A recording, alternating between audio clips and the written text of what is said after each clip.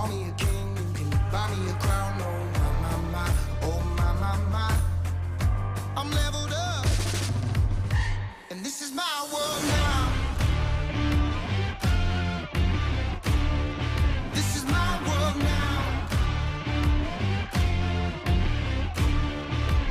So anyone who try to write me off, tell them they can go and write this down. This is my world now.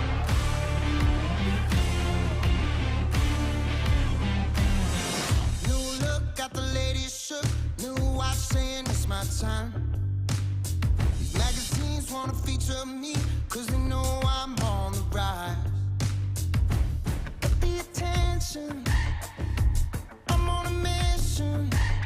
Cause ever since I flipped that switch, my power can't be denied. Oh my, my, my, oh my, my, my. Call me a king, you can buy me a crown. Oh my, my, my, oh my, my, my. I'm leveled up, and this is my world now. This is my world now. So anyone who try to write me off, tell them they can go and write this down. This is my world now.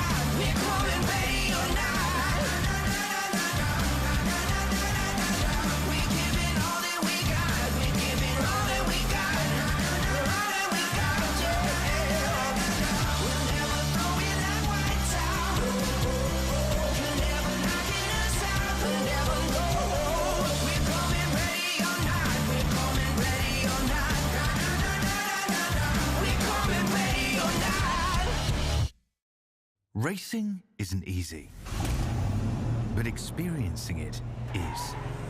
iRacing puts you in the driver's seat with the industry's leading sim racing game. Drive on laser scan replicas of the greatest racing circuits from around the world. Go head-to-head against other drivers chosen by skill-based matchmaking to ensure competitive racing at every level. Compete across all your favorite series. In officially licensed cars, engineered to deliver the most accurate driving experience possible.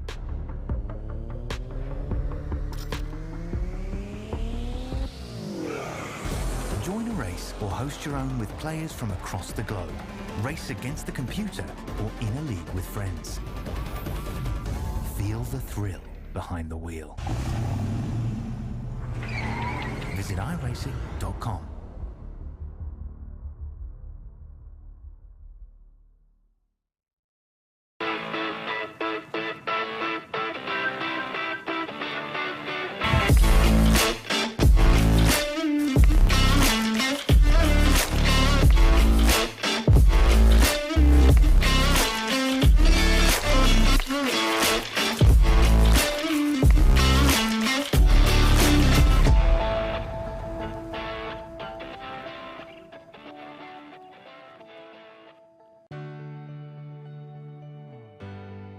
Our family started RVing a few years ago, and when I think about all those campfires and fishing trips and sporting events, these are memories that are going to last a lifetime.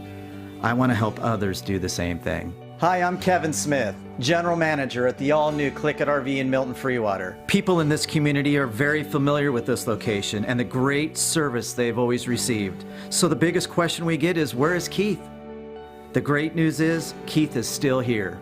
I've seen a lot of changes. I've seen a lot of things come and go. Through all the changes that we have seen, one thing that has not changed for us is the quality of our service.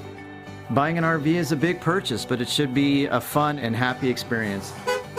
So whether it be in sales or service or parts, our mission is simple: be the best. From our team here at CLICKIT RV in Milton Freewater, we invite you to come down and experience the difference.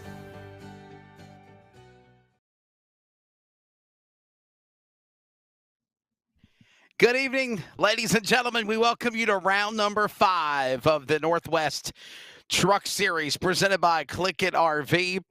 In the last 4 races, there has been 4 different winners. 8 different winners if you count both sanctioning bodies of the Northwest Pavement Series on Monday and Wednesday night. And now we're ready to go at the virtual Kansas Speedway for round number 5. There is a 1-point battle for the championship right now before we even start thinking about the playoff picture between Dan West Jr. and last week's winner at Texas, Ryan Bloom. We got it all for you tonight. We hope you strap in and are ready to go. I'm Wesley Outland. Alongside is Justin Prince. Of course, in the CLICKIT RV LSRTV production truck is Charles Wooten. Justin, are we going to see somebody from the final 4 of the winners of the past repeat, like Ryan Bloom carrying the momentum to go 2 for 2 after winning last week at Texas, or is somebody else of this most competitive Pacific Northwest series of iRacing going to break through into victory lane?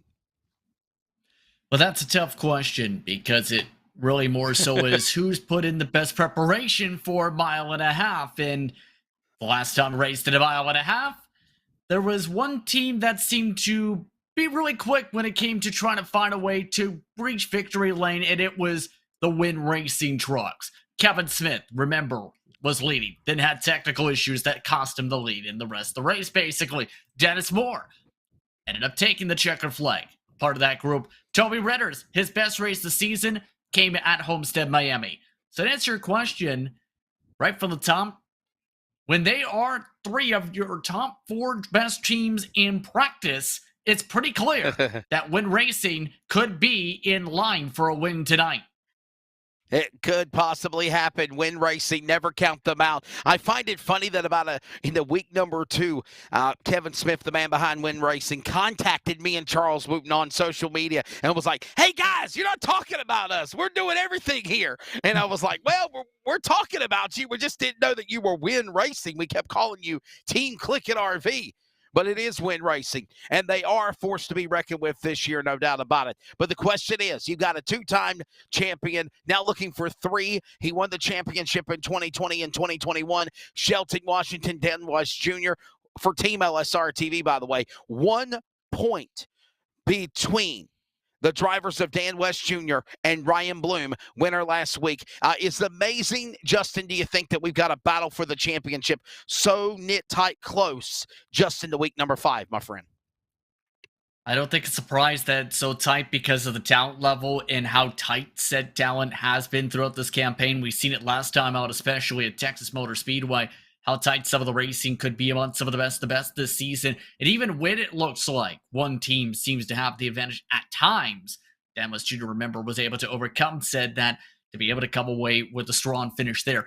The question mark, I think, more so is going to be tonight, Wesley, which drivers are going to be able to step it up and to be able to try and break away from the pack from around this point on to about the halfway point of the season, especially when we start approaching those final 10 races or so. So right now, it's the matter of everyone's getting the footing together.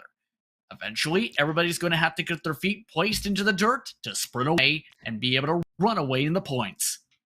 Well, we'll see what goes down. Let's go down to on-track activity. By the way, we've got some pretty cool bells and whistles and gadgets that Charles and the production crew at Rocket Racing Media and iRacing on LSRTV and the Community Radio Network, if you're listening to the radio call.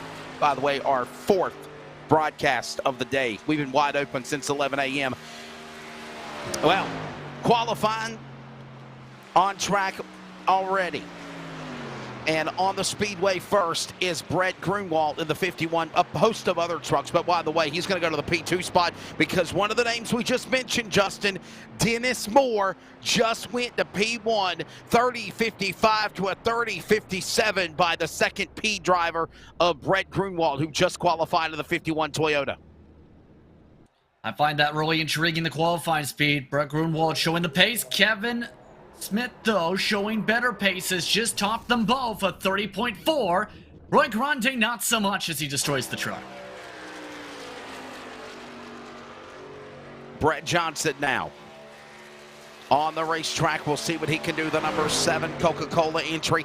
He has been strong as of late. And here's some of the new bells and whistles we're telling you about. James Vining up topside, the 333, the Catman. Troy Ollison in the 49. All these drivers on track qualifying. What do you think of that, Justin? I think it's important and very helpful to be able to keep an eye on the action from multiple different perspectives, not just from one truck compared to the other.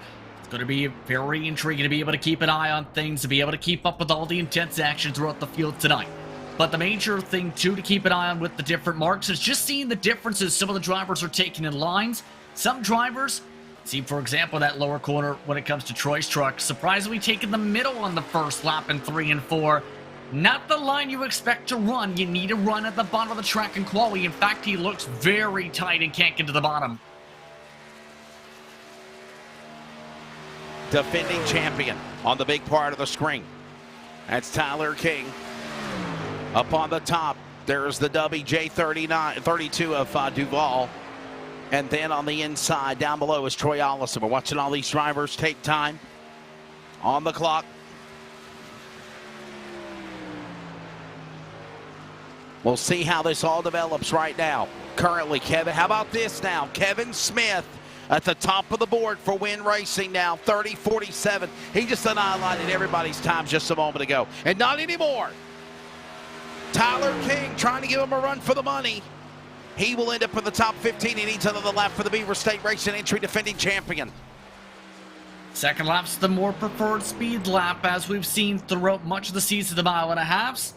King seems to be very much on the tempo. His personal best was in the 6s, which would be good enough for the top 10. The matter of the fact is going to be, can he top it? There he goes for the apron. King, will he improve? He was 18th on lap 1, goes to 3rd. He'll climb to 3rd and bump Dennis Moore. By the way, winner last week in Texas, Ryan Bloom, now in P1 for the pole. The number 25, 30.39. Here comes Chris White, Cup Series champion of 2021. On clock, let's see what his Chevrolet can do. Right now, Bloom already Christopher White, solid run. And Ryan Bloom just able to jump to the top of the board there. Just notice with this tempo, Chris White, he showed some flashes of speed this campaign. Interestingly, his first lap was amongst the best of the best in the field. Does that mean good things, or does that mean he burned up the tires for the second lap? And he blew up the engine instead.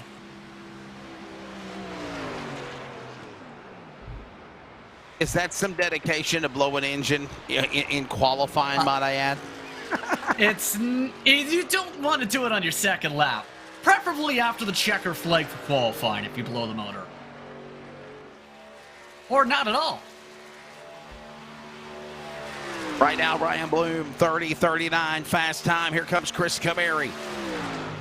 The number 15 One Fine Studio, Toyota. Got a little Eminem on the side, and he's sideways. As I say the word side, dirt tracks it. As he hits the American Ethanol back straightaway, here's William Fletcher. Been pretty consistent. Outdoor cast iron grill. Number 28 machine, Ford coming to the line. By the way, I know it says under 18 minutes to go in qualifying. There's no way that they'll run the entire 18 minutes. They'll knock out this qualifying pretty quickly here. So, and just about the entire field already has put up laps, or in some cases attempted some laps. So it's just a matter of closing things up. Fletcher not liking the line, though. Another driver struggling to get to the bottom of the racetrack.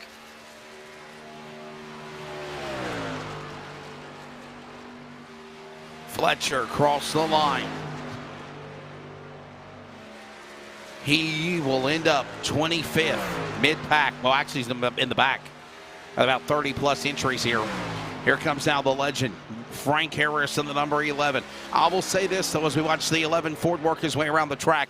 Justin in the trucks and the Wednesday Xfinity Series fixed cars, he has really stepped up and has been in the hunt for really good drives.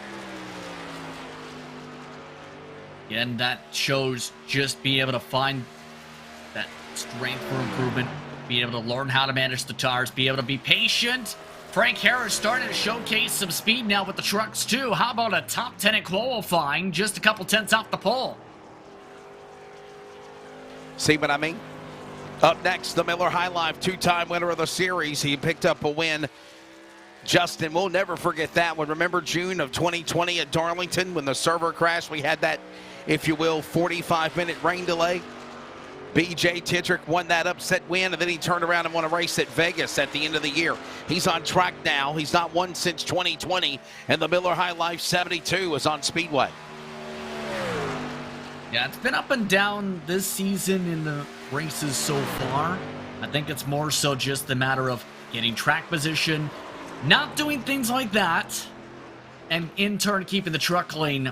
DJ Tidrick's truck getting extremely loose. That's not a great sign if your qualifying set is that on the edge and that loose. Will not be able to get to the bottom of the racetrack in the first place.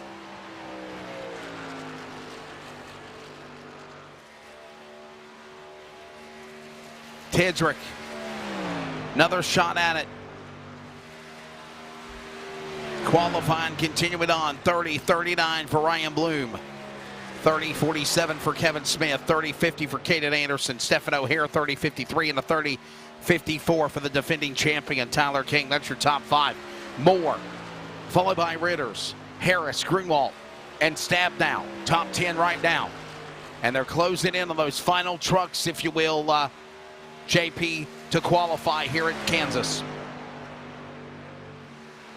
Oh, the second lap, though, pretty decent for Tidrick, but that's mid-pack, only 16th, and I believe that will be your last driver to qualify. Everybody else has either crashed in qualifying or has elected not to put up at the time in the case of Aaron Cooper, so I believe that's about it. It's just a matter of when the drivers reach the track.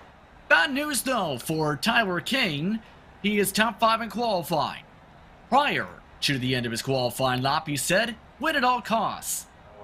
Well, the server responded with him having technical issues. He is no longer in the garage area. Wow. By the way, Mark Walls, Aaron Cooper, Roy Grande, the other drivers that did not take qualifying time, they're either going to start shotgun on the field or they're going to just pack her up and go home. More or less, they'll be in the back of the pack. We're ready to go. Round 5 tonight here at Kansas. The Northwest Truck Series presented by CLICKIT RV, iRacing, LSRTV, and Community Radio Network simulcast. Row 1. Ryan Bloom on the pole. Winner last week at Texas. He's ready to go again. And Kevin Smith. Keep those gremlins and keep the sun away from Fortnite. He's on row 1. Caden Anderson to the 37. And Stefan O'Hare, the 41, row 2. Row number 3. Tyler King, defending Truck Series champion of last year. And Dennis Moore in the 44. Row 4. This will find Toby Ritter's Clifford could qualify and run for the 23. And the legend Frank Harris, top 10, Justin Prince. It'll be Brett Grunwald and Jeff Stabdow from Billings, Montana. Your top 10 in row 5. Jaden Ledbetter starting in row 6 on the inside. On the outside to him is Ron Hunter, one of his best qualifying runs of the year. Behind him is Chris White, a former Northwest champion in the series competition, the Cup side. Dan Lowther, he's shown good speed all year, starts 14th. Behind them in row 8, Troy Dankett starts the inside. BJ Chidrick right to the heart of the field in 16th.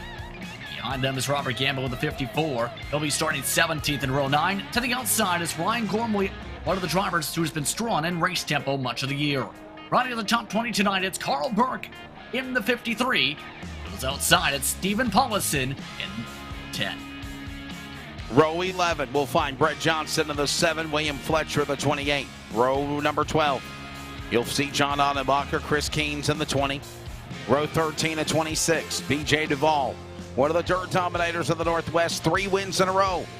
He'll be ready for Lincoln on Thursday, no doubt. The Catman, James Vining. Row 14, Gary Nichols in the 8, Dana Rogers in the 07. Top 30 that took time include Troy Allison in the 49, Chris Camary in the 15. These are drivers that will start in the back, not taking time or forfeiting qualifying, including Mark Walls, Aaron Cooper, and row 17, Roy Grande by himself in the 18. 33 trucks ready to go here at Kansas Speedway. The field is gritty. Strategy of pit stops, Justin, what are you thinking here as we're going to see about a, 200-mile, 134-lap race? Well, it's a 2-stop race in that regard in terms of the strategy today. Macy drivers put about 45 laps on the strategy. The max on the fuel, about 49 laps if you clutch and coasted hard. Expect without fuel saving drivers to get around 46 to 48 laps of the mileage. Keep in mind the track temperature is fairly decently warm, but also somewhat cool, 88 degrees Fahrenheit, 67 air temp. The most cloudy skies could play a factor in how that track temp shuffles, though. With us being a midday start as well, it could go up and down wildly. Real quickly, once we get a lap or 2 in, we will show you those Kaufman Creative weather conditions. But right now, the green flag is set to fly. They're in the Geico restart zone for the official start of the race. We're underway. Triple box! You have a race. Watch 3 screens. Don't get dizzy. And we got 3 different views of action going on everywhere here at Kansas. I'm going to get dizzy trying to keep up with all this. But right now, the leaders are 1 and 2 in the big box in the back straightaway. When racing teammates 1 and 2, Ryan Bloom letting Kevin Smith shuffle behind. Caden Anderson already to the bottom, so is O'Hare. 1 driver committed to the middle. Up in the upper left box, it's Tyler King, the only driver amongst the top 6 to utilize the top. He's under attack by Moore down the front. Field comes storming down to the start-finish line, flying under the stripe, lap 1, and then you see in 3 different camera angles, take your pick. Battles all over in the early going. Tyler King, Ritters, Harris battle on the top left, bottom left. Ottenbacher, Vining, Fletcher going at it in position. On the big screen, it's now the leaders. Kevin Smith, Caden Anderson, Stefan O'Hare. There's your top 3 as they work off 4. Already some of the battles starting to build up. Once those trying to fight things forward with some of the onboards, keeping an eye on that mid-pack. At that bottom left corner of the screen, you can see just how far back some of the traffic is getting towards some of the raciness, some of the close contact, some of the slip and slide starting to build up to the back straight away. Already, though, Caden Anderson looking for second, looking to rip it away from the double Cyril Smith. He's to the inside into 3 and 4. And by the way, you're on board with James Vining, the cat band of the 333 in the bottom left screen. As on the big box, change up is now, here we go, a little razzle-dazzle. Ryan Bloom back to the front spot. To the outside goes Smith, inside Anderson. O'Hare doesn't know whether to go inside or outside to follow who. He'll go to the outside, go with Smith, then he'll come back to the inside and try to go to Anderson. This is going on for second. 3 trucks for that battle. Meanwhile, pick your battle inside. You've got the 51. Grunwald battling there with Tidrick on the top in the pack as they work out of turn 4. How about 3 wide? O'Hare looks to the inside, entering 1, backs out of it. He was on the apron. Anderson, though, picking up a scrape to the right side door, now has to deal with damage. That is going to be hurtful for him, Wesley. Aero damage is big in this type of racetrack. Right to the back. Top left of the back. We got a couple of trucks getting turned. And the caution will fall as these trucks now scattered and moved away. Caution will come out here. That's the 47 of Chris White, former Cup champion. The other truck, I believe, might have been Harris in the 11. This was going on in the top 10. It was on the small upper left box. This will put us under caution. Here's a replay, Justin, of how it went down. And it all started with Ritters getting loose, and then Lowther plowing the road through the Atlanta winner. Yeah, and it looked fine. And then Ryan Gormley just doesn't have time or doesn't check up, and it ends up collecting one of the Aerokinetics drivers. Robert That's the Gamble. 54, Robert Gamble, hard into the inside wall. I think Toby Ritter still got some help if it was looking right, because one of the tough things about this track into turn 1, some drivers like to go full lift, some of them like to burp with the throttle, go around half throttle at the start of the race. I wonder if that played a factor there. Yeah, I want to apologize to Frank Harris, the legend. He's usually involved in incidents like that. He was up in that battle when it happened. Now, if he bounced off of Ritters and Lowther, but he did not get wrecked. Here comes another angle of it. Look one more time. This is the 11 up on the top, Ritters on the 23, and here's where it all started. Look at Jeff Stab now. Somehow weaseled his way through this incident. This is a lap before it happened, as we're under the caution. Well, and it was not Harris, it was Robert Gamble. I'm sorry, Justin, I was just going to say, it was not Frank Harris, it was Robert Gamble, the 54 truck that got wrecked again with the driver of Chris White. Well, the reason I said, well, with Stab now, he does get in the back there, and that lifting point, exactly what I was talking about. Great save by Ritters. Ritters, though, having to deal with a bit of damage from that. It's just more so just the bunching up afterwards once they got to the back straight away that really set things off. Under the caution flag of the early going, this will give us a chance to go to the bottom right of the monitor, take a look at the Kaufman Creative weather conditions. There it is, 67 degrees on the sim. The air temp is, of course, that track temp is 96, about another 30 degrees more. Partly cloudy for 5 weeks in a row of racing, and the wind speed right now blowing between 4 to 5 miles an hour. A pretty calm day, if you will, Justin, here in Kansas, and don't have to worry about Toto flying around anywhere. Well, there's that, but also I think you should put some circles on the screen if we can, because remember how I said you in the pace lap, it was 88 Fahrenheit. That was about 5 minutes ago. It went up 8 degrees in 5 minutes of racing. That's how quick the sun is shifting around with the clouds. Keep in mind, the in-sim time is nearly at noon, so it might get even harder than that into the 110s, maybe.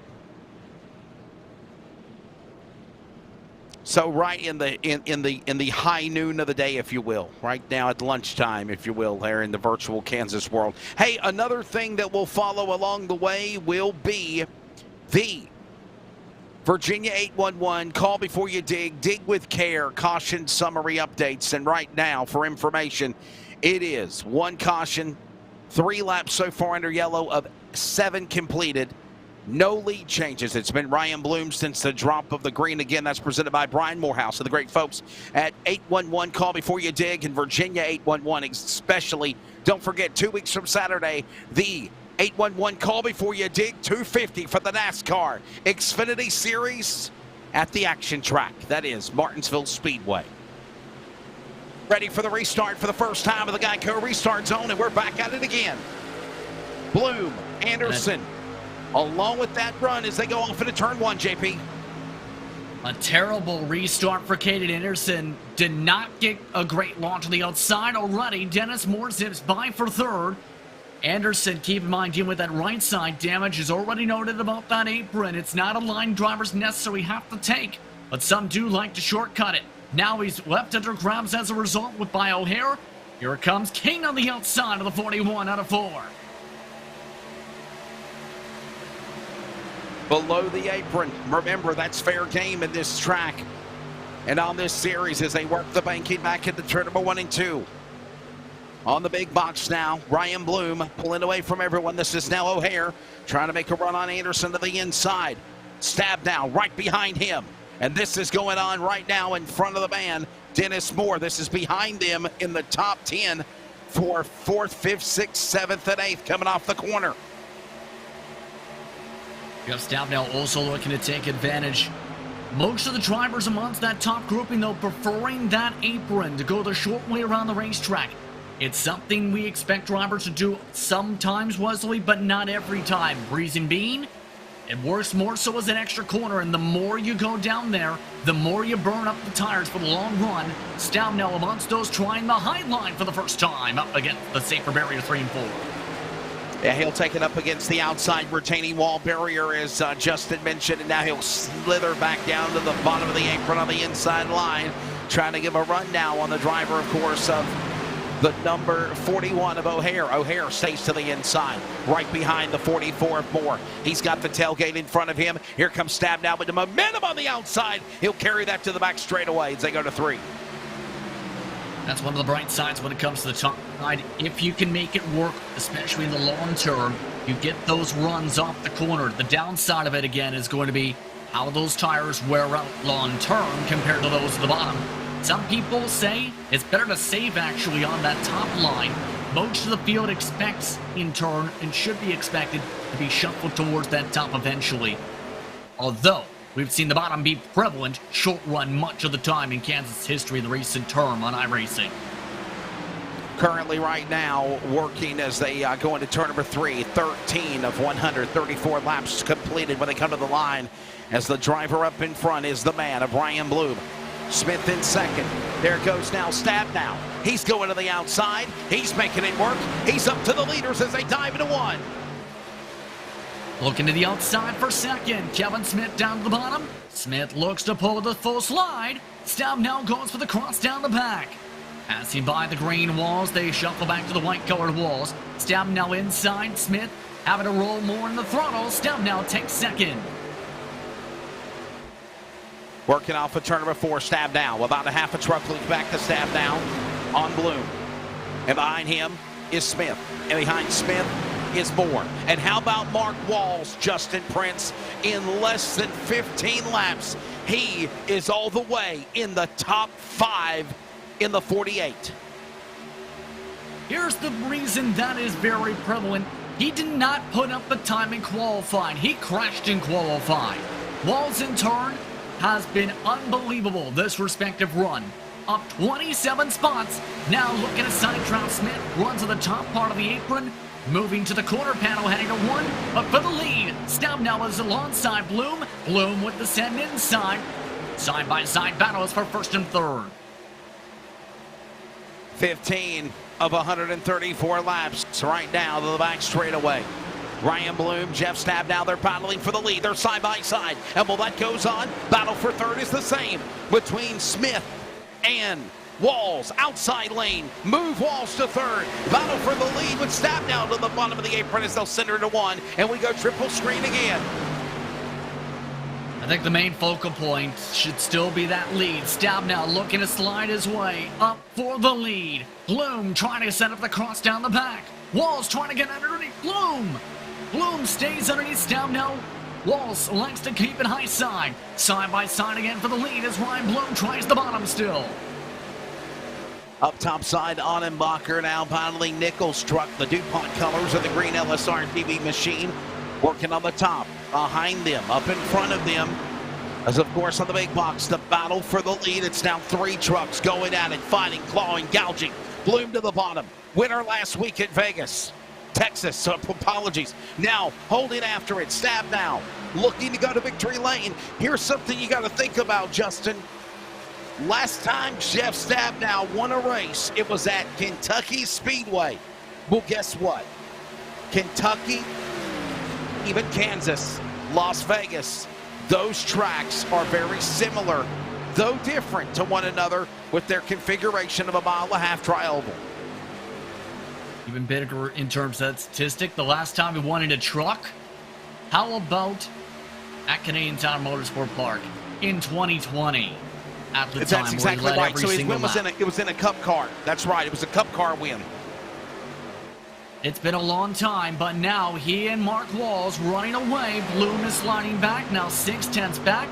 All while in the small boxes, how about a little bit of 3 wide in the Hornet's Nest in the midst of the top edges, the top 10-15. And look at that Hornet's Nest going on into the pack, led by Nichols up on the top small left screen. Here comes the 51 at Grunwald, also Duval in that mix. And meanwhile, behind them, it is also a battle of cat and mouse going at it big time down into that 3rd turn of the top 20. Behind them is Tedrick, Cooper, Ollison, all going at it there. Fletcher in the mix. And while that happens, they finally fan out single file. Jeff Stabnow, the Billings, Montana leader up in front, and his buddy behind them from San Antonio, Texas. After a 3-year absence, Mark Walls is second. And now you're on board with Kevin Smith. He's got Ryan Bloom in front of him. They're 3 and 4 to 3. And now we're seeing an interesting contrast. The top 2 for the LSRTV back trucks running the top side, preferring that in 3 and 4. Kevin Smith and Ryan Bloom preferring to stick to that bottom of the racetrack. And keep in mind that's also weighing towards the setup philosophy potentially as well, as some teams during C Open competitions especially did prefer to go to the bottom and stay there much of the run because of the shorter distance. The reason for the top being prevalent, that's where a lot of the grip is built into this racetrack compared to some of the other circuits, 1.5 miles. Smith into the apron, more on the bottom. O'Hare trying to hold off King. Yeah, all of this continuing to transpire as right now the leaders working their way back into the corner into turn number 1 and 2 on the big screen. Meanwhile, just a gaggle of traffic there with Chris White trying to get back up on the high horse and make something happen. He's got Nichols in front of him. He's got Gamble on the bottom after those drivers were involved in an accident earlier for the one and only caution of the race around lap number 9. It's now 22 laps completed. Working lap 23. Here comes the leader Stabnow in the top left now off the corner. Here comes another battle that's heated up on the big box between Tyler King and Stephen O'Hare. This is in the top 10. Now we show you Dennis Moore and Kevin Smith going at it into turn 1. Dennis Moore starting to show some confidence. He's once one of the quickest trucks on the track, top 3 in fact last time in fastest laps inside the 32.1s despite trying to pass by Kevin Smith. 32 flats the best times for Stabnow, along with Ryan Bloom for reference. Kevin Smith still wanting to fight the Fellwin Racing truck side by side for making 4th. Dennis Moore down to the bottom. Oh man, he pulled up and threw the block on Smith. And Kevin Smith with the crossover move. Shades of Dirt Track Racing. By the way, don't forget the Northwest Racing Series Dirt Super Late Model Series is every Thursday night. Alex Robinson and myself on the call. LSRTV CRN 11 p.m. Eastern Time. And we go into Lincoln, Pennsylvania. We change up the boxes now. Switch them up. The bottom right is that battle we were just referring to. And now here comes another heated battle heating up. All this transpiring, 3 wide, Brett Johnson, Ollison. Just great action everywhere going on here as we're still closing in on 100 laps to go, Justin. Brett Johnson amongst those very quietly doing well once more here tonight, but stuck in the midst of traffic. You can just see with the runs with the 51 of Grunwald is building on the top side. It's difficult to pass when you get to the mid-run here at this racetrack. It takes the momentum, it takes as well the mistakes of your fellow competitors in turn of how they're burning the truck up to be able to set up a lot of the passes. DJ Duval amongst those now in front of this battle as well to deal with. in a round set battle. Duval amongst those under attack as we take a look at the drivers just behind them in terms of the queue. Amongst them, Kynes getting loose. Aaron Cooper amongst those zipping by on the outside, with Fletcher joining it soon on the high side too. I was going to say that also as we were watching that driver Duval in that battle we were mentioning with Johnson, Allison, and Cooper. BJ Duval being shown on the scoring monitor in truck number 32. However, he changed his truck. He's back in the 85 truck, and he has driven that truck before. So remember, 85 is the number for Duval. Timing and scoring has him on 32 for the Huntington, West Virginia former native. Closing in on lap number 30. The battle for the lead is working on the top small box to the left. Behind them is the battle there going on for third and fourth. Now we go to the big screen. That's going on with Kevin Smith and Tyler King, defending champion. This goes happening into turn number 2. Big run again. Tyler King consistently amongst the top 5. Hearing some problems on the racetrack. Dan Lowther and Dana Rogers back at the edge of the field, 31st and 32nd. Just crashed on their own, and Dana Rogers just had to pull a U-turn down the middle of the pit road. And if I understand correctly, no caution either. No caution flag. Will stay green. Closing in on 104 laps to go next time by. And now here's the leaders again on the big screen. Stab now and Walls now are 1 and 2, Justin, as they go to turn number 3. Top line still preferred. They drive by the wounded car of Dan Lowther and truck of Dan Lowther. Kevin Smith into the wall. Kevin Smith scrapes the outside fence. That loses him ground in turn. That's going to drop him a little bit behind King. Jeff Stabnow again in the lead. Remember the last Northwest win? It was last year in a Cup Monday night win at Kentucky to put him in the playoffs.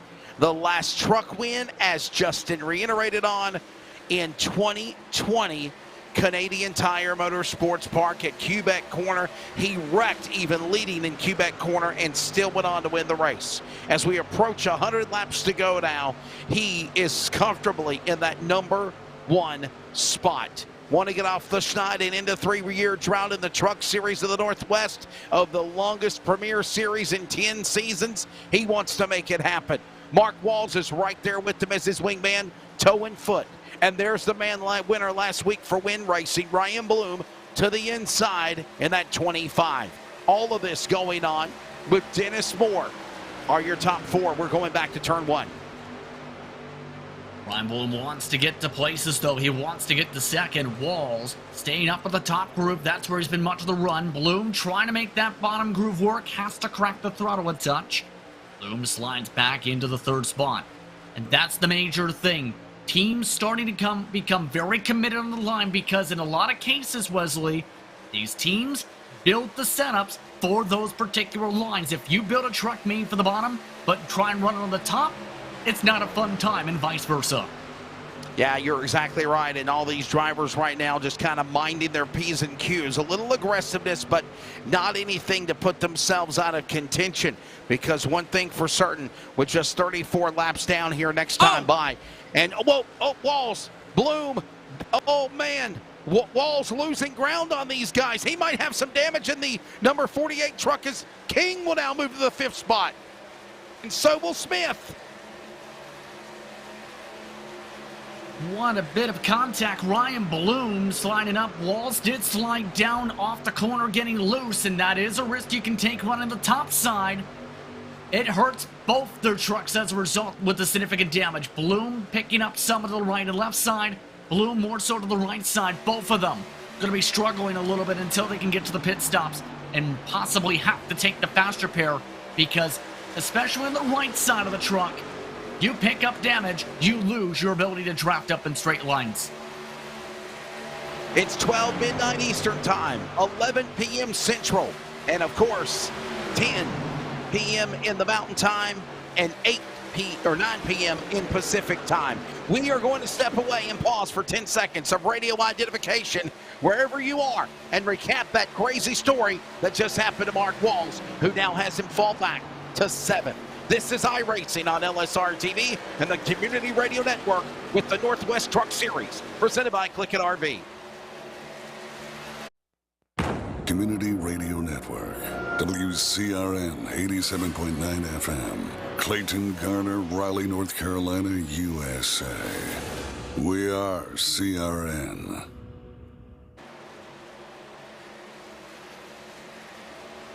Back here at the Kansas Speedway, there was a little bit of deja vu for a driver by the name of Mark Walls, who normally has bad luck when he has a lot of good runs, Justin. It about happened a moment ago. He's got a lot of damage on the truck, but he's still right now in the top 10. Actually, he just fell out of 10th. He's in 11th. You got an update.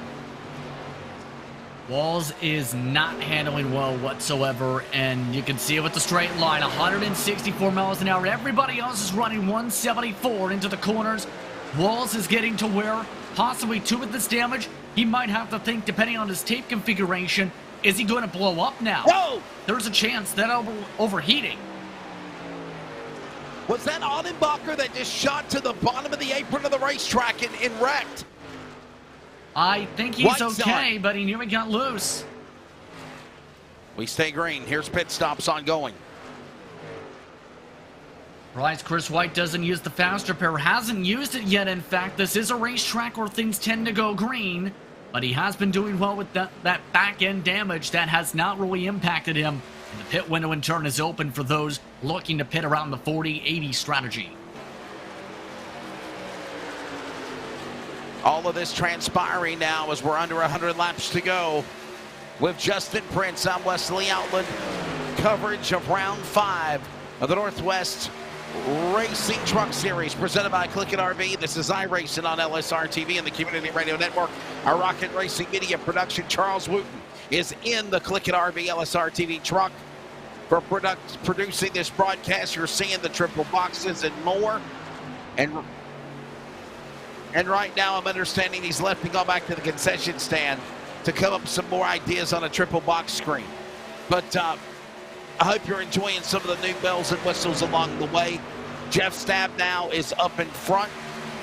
He's got about half a second or a quarter of a second back is Dennis Moore.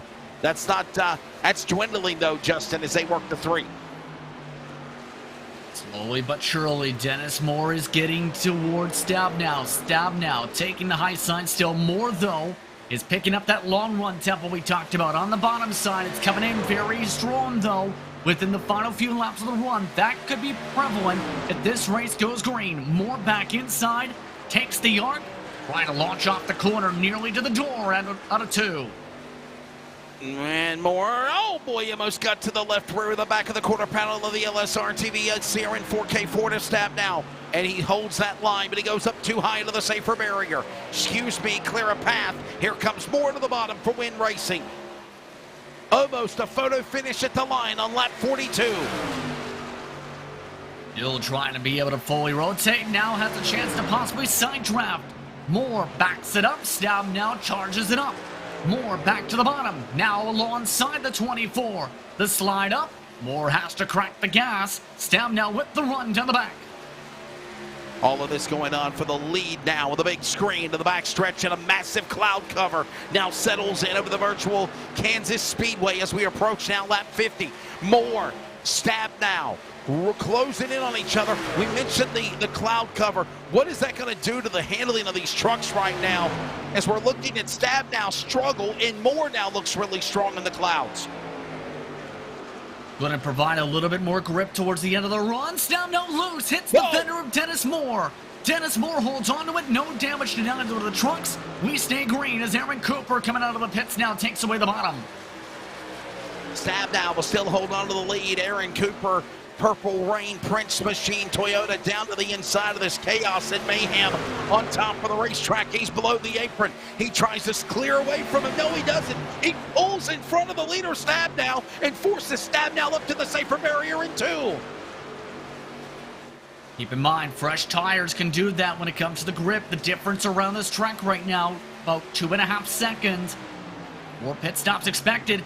Trouble near in front of the leaders. Chris Cameri sliding up on the apron. Now that forces Stabnow wide to pit, and a massive advantage for Dennis Moore on the pit stop timing. One wrecking in the pits in front, and Gary Nichols we stay green. Green flag pit stops underway on lap number 45 as they work now lap 46. Everybody almost in the top 10 to the front. Justin Prince is on pit road in front of you. And that's the tough timing when it comes to Stabnow's call for the pit lane. Very conservative, Wesley, is the understatement. He had the chance to dictate how deep they needed to go. He let Dennis Moore drive underneath and gain 5 truck lengths. That could be the difference between who's in the lead and who's not out of the lane. Stabnow off the Jack's 4 tires and fuel. Dennis Moore, with more confidence, picks up 2-3 seconds possibly on track because of Stabnow's conservativeness in the entry. All of this happening now. Stabnow will enter back onto the racetrack at least 1 lap down in 19th, but remember they'll cycle in as Bloom is coming in. Troy Allison is coming in. More trucks on the pit lane. Pole truck Ryan Bloom, Vining, Walls, Harris, Johnson, all exiting now as green flag pit stops continue before lap 50. Trying to go for the overcut, Ryan Bloom, trying to push that window a little bit. Kevin Smith quickly off and away. Smith with the 15-4, and looking around that side of those trucks, it looks like he may have cleaned up the damage on it. Yes, taking the faster pair in the midst of that sequence. So Tomer Kane Amonsto still getting to the box. O'Hare also just getting to the box. Ron Hunter doing the same. Carl Burke in this time as well. Everybody taking the 4 tires and the fuel as to be expected. Green flag pit stops underway with still down Troy Daggett, the new leader. Jaden Ledbetter. Tendrick, this is going on in lap traffic in the turn number 1 as they go back into the corner 3 wide. He runs him up the racetrack. Ledbetter smacks the outside safer barrier, and bouncing off will be Tendrick staying to the inside. He can't get to Nichols though. This is going on with lap trucks all in the way to the backstretch on lap number 50 next time by. Ledbetter and Tendrick are for position. They're amongst those, it looks like, trying to stretch the window, see if they can bank on a late race caution. Both of them looking very loose. Ledbetter pushing up. Nearly so loose he was tight there. Here comes Stabnow in the front sheet to the inside of both of them. Would you bank on it? That's the question right now. If I was towards the back, might take a risk. If I was towards the front, not really. This is a track, again, that tends to stay green for the most part. And the longer you stay out, the more time you lose. You go too far, you're talking about losing up to 5-6 seconds, maybe 8 or 10 on the track that you might not be able to catch up by the time they equalize. Very conservative on the pit entry again. It's Tendrick. This is not going to work. Yeah, this is on lap number 50, and Tendrick is on the pit lane, giving up 3rd spot. Watch that scoring pylon, by the way, on the top left. It's climbing back is Dennis Moore, Jeff Stabnow, Kevin Smith, Stephen O'Hare, Caden Anderson. More of the top 5 trucks now back into the top 10, and they are still at least 1 lap down, but this lap I think will put them back on the lead lap. As right now, is this correct? Only 7-8 trucks on the lead lap right now, Justin. That's correct, and the majority of them are starting to lap themselves. Dennis Moore, Jeff Stabnow, Kevin Smith amongst those within range. Roy Grande, William Fletcher amongst those yet to pit, though. They are just at the cusp of that fuel window, though, to be expected. And it could be tight from this mark on how things play out on the strategy. Troy Daggett indicating he wants to come in this time for the race lead, so a lot of the drivers might start to come in, if they haven't already, in the next 2 laps because, well, they don't have enough fuel to go past this mark usually. I was thinking that. Here comes the 99. Troy Daggett, he's been kind of silent since he won both for the fixed setup and the truck duels at Daytona back in February. Well, correction, March, if you will. R Speed Week. He's on pit road. Lowther all tore up with the one fine studio damage on the right side of that truck of the Atlanta truck winner. And now here comes the 20. Chris Keen's back on Speedway now. The Napa Know-How 20 Chevrolet. All of this transpiring with about 15 laps or less to halfway here in this 200-mile round 5 at Kansas Speedway. Rick Grunwald amongst those coming in this time by, and it was a terrible out-in lap for Grunwald. Way too slow out of 2, and then took the conservative, very conservative entry, just leaving Ledbetter and Grande amongst those, trying to stretch to the furthest end of anybody, hoping for some legs to go their direction. Ledbetter coming in, a little more aggressive. Is it too aggressive? A little slide just under the speed limit. So a cycle of green flag pit stops continue here, as now the 18, Roy Grande, for the Aerokinetics team, along with the 54, Robert Gamble, and some others coming in for service. He's in front of his pit stall now. Ledbetter gives up the lead, and as that happens, Grande's in. Guess what's gone on? Cycle them from the bottom, put them back on the lead lap, and the leaders of Moore, Stabnow, and Smith are back to the top 3 on the podium. I'm going to scream this out loud one more time for those who don't hear it in the back yet. If you have not practiced your pit entry, you may cost yourself time. This is the antithesis of that argument. Stabnow trying to pit from middle way through the 3 and 4 corner and backing up conservative, threw away 4.5, 5 seconds, Wesley. I'm going to say this again. If you want to win races, you can gain 3 seconds if you know how to enter the pit lane. Stabnow just cost himself 5 seconds by not knowing how deep he can go. Wow. Great strategy there. It's not You're even exactly strategy. right. It's confidence. It's confidence. It's confidence knowing that you can enter the pits, exit the pits. You got to be good on the pit lane just as much as you are on the racetrack. It's what the late, great Dale Earnhardt Sr. always said when he started winning with Rod Osterlund. Rod Osterlund taught him, along with Suitcase Jake Elder, you know, 3 seconds gained on the pit lane is about another 1,500 yards on the racetrack. And that's a true statement of fact.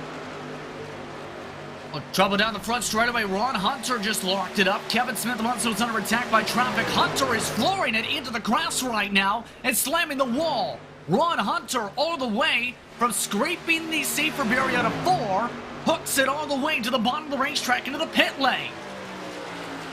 However, we will have no caution. We will stay green. This happened as a wreck on the pit lane, and now we see the battle for 4th with O'Hare and Anderson going at it into turn number 2 to the back straight, into turn 4 to the front straightaway. Closing in on halfway. We've had 1 caution in the race that happened around lap 9. Since then, there's been a long 50-lap green flag run, Justin Prince, and a cycle of green flag pit stops that has really shook up the scoring pylon. At one time, 7 trucks were only on the lead lap. Now we're back to 18. How long does that stay is going to be an intriguing question based on the trends of this racetrack. If it stays green on the pace, Anderson amongst those who has showed flashes of pace, but it's been up and down that said pace because of that damage. If he did not pick up the damage early, I'm curious where he'd be right now in terms of how he's been racing and how he's been running. Reference, he did use the faster pair. That's why he started to pick up the tempo and is running 0.2 of a second quicker than the race leaders. The problem is, he's going to need to be around that pace the rest of the race to be back up to Dennis Moore in the final stages. Yeah, somehow needing to do just that, as you said. 60 laps are in the books. We're 7 away to halfway. This race is 200 miles, 134 laps. Johnson, Ritters, no correction, that's Anderson. Anderson and Nichols. This is lead lap cars or lead lap trucks mixed in with lap down trucks fighting for position. And you got to think, JP, if you're in the back of this scramble, you're praying for a caution flag right now. You just don't want to be the cause of the Banana Republic flag to come out. You absolutely don't want to be the cause of the caution, because at this type of racetrack, it ends up being pretty substantial depending on where you pick it up. If it's out of turn 2, it likely collects somebody else as you're spinning on the track, or it's somebody stopping on the apron down the backstretch and everyone's mad at you. If it's out of turn 4, because you slap the outside wall from being too tight, or you spin it out, spin it back up into the traffic. You have to be smart regardless of how you play it, to put it politely, in regards to that situation throughout the day today. I'm curious though on drivers like Troy Daggett's strategy here, because they're amongst the freshest tires in the field, having solid pace, mind you, but the downside of their strategy call here is they lost themselves a ton of time. Ryan Bloom, amongst those, intriguingly, had a 33-second pit stop I just noticed during the window. That's why Bloom is in the midst of this right now. All of this going on as we're closing in to the halfway mark. And in a few more moments, we'll set you up for that. Will be the LSRTV mid-race update report with Justin Prince and myself as we get you up to the middle top line. Bloom trying to dime it off the corner a bit to try and minimize the damage, but damage still dealt regardless. Tidrick and Daggett up to 9th and 10th respectively. And all this going on now as the leaders work their way back into the corner with Dennis Moore still leading this, continuing in the top 10 between Tidrick and Daggett. Ryan Bloom now on the outside looking in the pole truck. He's trying to get back into the dance. All the while, another teammate of Win Racing, Dennis Moore, is up in front and looking good in that truck number 44. Coming to more laps to the halfway flag here, and one more lap we get the cross sticks.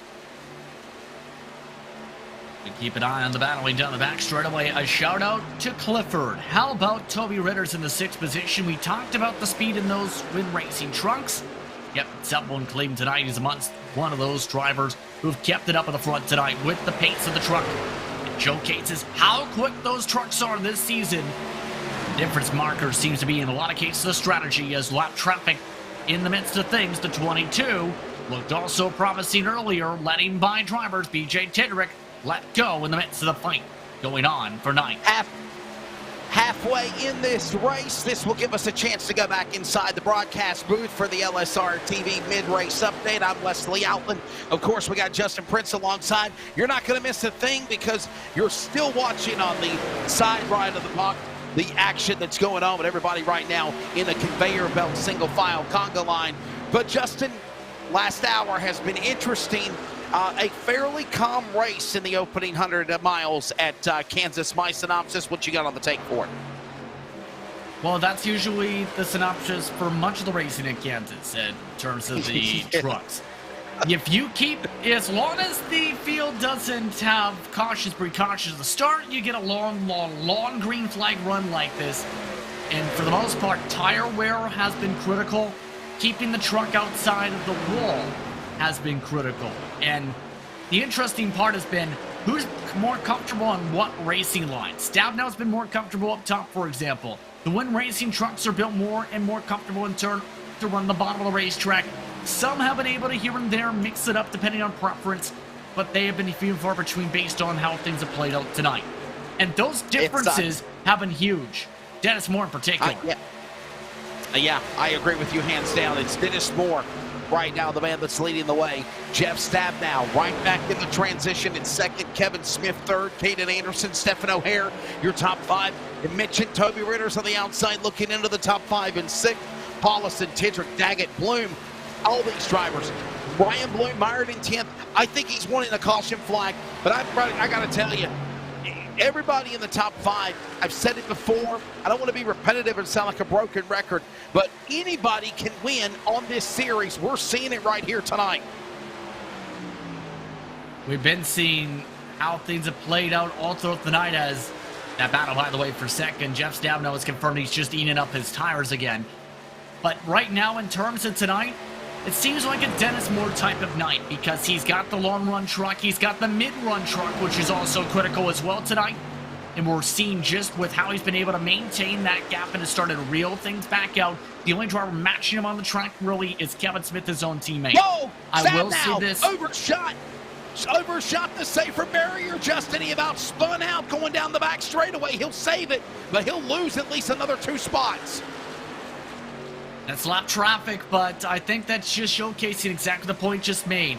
Stabnow indicated on the radio a lap before he had chewed up his tires. He's definitely showcasing that now on this racetrack. I will also note that I was about to note Ryan Bloom, interestingly enough, After he got off the jacks, I noticed Wesley sat in the box for an initial 16, 17 seconds. That's the part I think I'm curious, and we'll see pit reporter version of Charles come out to play in turn tonight, with him sitting there and having the longest stop amongst the entire top 10. Stab now into the safer barrier again, and with Justin and myself, that has been your LSRTV mid-race report update. And there is a problem on the 24. Jeff Stabnow handling, going away into the wall. It just seems like it's deja vu for the 24. And if there's anybody here on lap 75 that wants a yellow flag, he don't want to be it. As I mentioned, he don't want to be a part of it. But he needs a yellow to get in there and change those tires. He has used up those tires, Justin, to rally back in again in this battle. And here comes I got to ask you, are we going to see cycle of green flag pit stops again? Not now. He can't make it on one. He can't make it to the end. I don't know why he's taking an extra pit stop strategy here. Chris White on the pit lane. Looks like he just he's getting ready to take on 4 new tires. 4 new tires and fuel. I think he just did the fast repair as well, I believe. Maybe he did not fix his truck when he got into the accident earlier, as it looks like it's brand new coming off of the pit lane now for the driver of the 47. Here comes Chris White back on track. He just made his bed. His bed is now finishing 1 or 2 laps down in this race. I'm telling you, he needed to go about 14, 13 more laps on the fuel. It is a bit mind-boggling to take a 35-lap stint with a fuel run that takes 45 laps or so, knowing you can make it to that mark if you stretch to the 10, 15 more laps. So, speaking theoretically, Justin, when do they come back down to the pit lane for another round of green flag pit stops if we do not get a caution? I'm thinking between lap 105 and 110, am I right? That's about right. If anything, it might be a little bit earlier because the green light to make it on fuel is in only about 10 laps time. That's about lap 87. It's more so the matter of how late are you willing to risk it, how early are you willing to risk it. Yeah.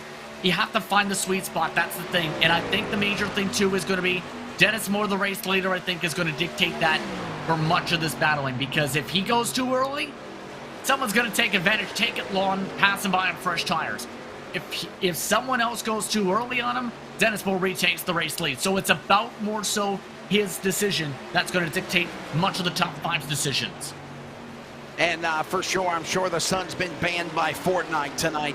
Kevin Smith having a flawless run right now for Team Win Racing, the Walla Walla Washington driver right now, the number 2 spot.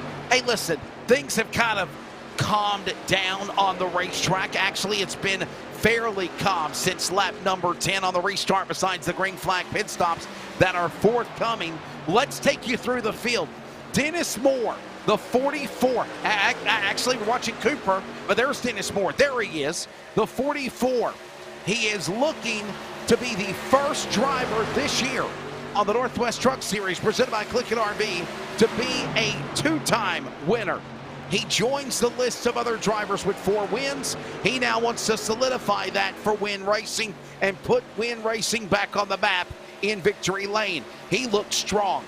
Kevin Smith, I mentioned a moment ago, weeks of bad luck in not only the fixed B setup car, but also the truck. While leading, it happened twice. It happened the following week. But the Win Racing boss from Walla Walla, Washington is having everything fall his way with win-win 1 and 2. Jeff Stabnow, as we approach lap 80. His truck's been having some handling problems, and the tires are going away, as Justin mentioned. He hasn't won a truck race in the Northwest since 2020, back in August at Canadian Tire Motorsports Park. Last Northwest win last year, and now the Dormant Cup Series at Kentucky to put him in the playoffs. A win tonight would solidify that. O'Hare, a solid, comfortable run for a pink-looking 41 Nicole Bryan photography truck. Definitely stands out. He's got a good run going for him. And another driver, the Daytona winner, Caden Anderson. Currently doing what he needs to do for Caden Anderson Racing. Win some, lose some, but to be there at the end, you must first finish. And right now, Justin Prince, those are your top 5 as you take us the rest of the top 10 through the field here at Kansas. Well, when it comes to Toby Ritters, we've talked about him a lot. He's put up some strong performance in the past. He's having one of his best runs of the season, looking for his second top 10 of the campaign. He's looking to also, with tonight's run, potentially make the top 10 of the point standings. The last time he finished in the top 10, Super Speedway Atlanta. He showed good speed on this 1.5 miles throughout the year. So far, doing well. The driver behind him, we've seen some struggles from the Aerokinetics trucks much of the year. It's not the same situation, though, tonight when it comes to Paulison. He has experience in regards to running up towards the front of the series. He ran well at Texas, finishing 9th in that race. He's kept that momentum up here at Kansas Speedway. 7th is where he runs after starting in 20th. Amongst those on the different strategies we've talked about throughout the night, though, is the driver behind him in the 99. Troy Daggett right now is running the 8th position. Tried the gamble of going as far as he could on the tires, tried to push the window. He also was a part of the top off fuel strategy that allowed him to do so.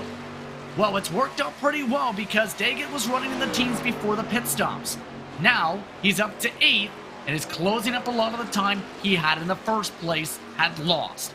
Jaden Ledbetter is also on that same strategy, and we've seen how loose that truck was getting before that pit stop window last time. He started in 11th, he's in 9th. Ledbetter currently holding on well, trying different lines, utilizing the top to bottom to try and diamond off the corners. And then it's Ryan Bloom, the pole sitter in the top 10. Ryan Bloom, a one-time race winner this season, has picked up the pole already 3 times in the first 5 races. Last time he won 23 to 100 at Texas. So far, doing well speed-wise. He's been consistent amongst the top 5 in pace. In terms of the pit stop window, that's where the main reason he has lost 15 of his 22 seconds back to the race leader, Wesley. Yeah, that's the way it is right now. Close to 28 seconds for the last truck on the lead lap as we will show you again the scoring ticker. And we are going to go side by side as that has been through the field. We're back in a moment with coverage from Kansas, but you're not going to miss a lap if you're watching. If you're listening, we thank our commercials like CLICKIT RV. We're back for the finish. It's on deck when we return.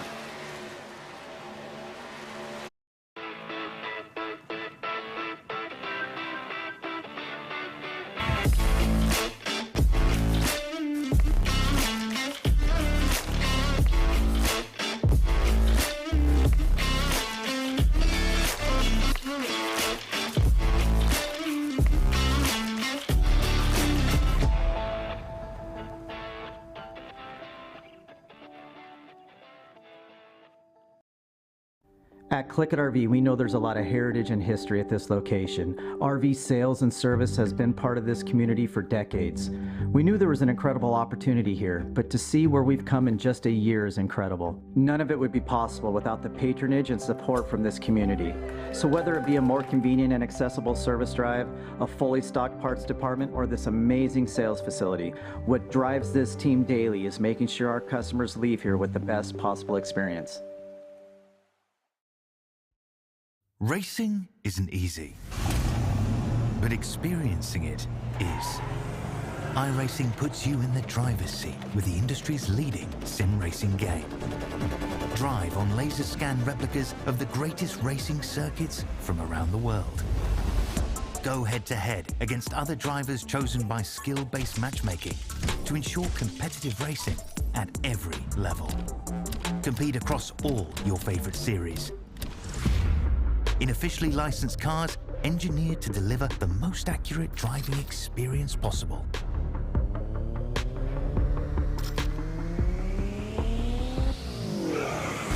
Join a race or host your own with players from across the globe. Race against the computer or in a league with friends. Feel the thrill behind the wheel. Visit iRacing.com.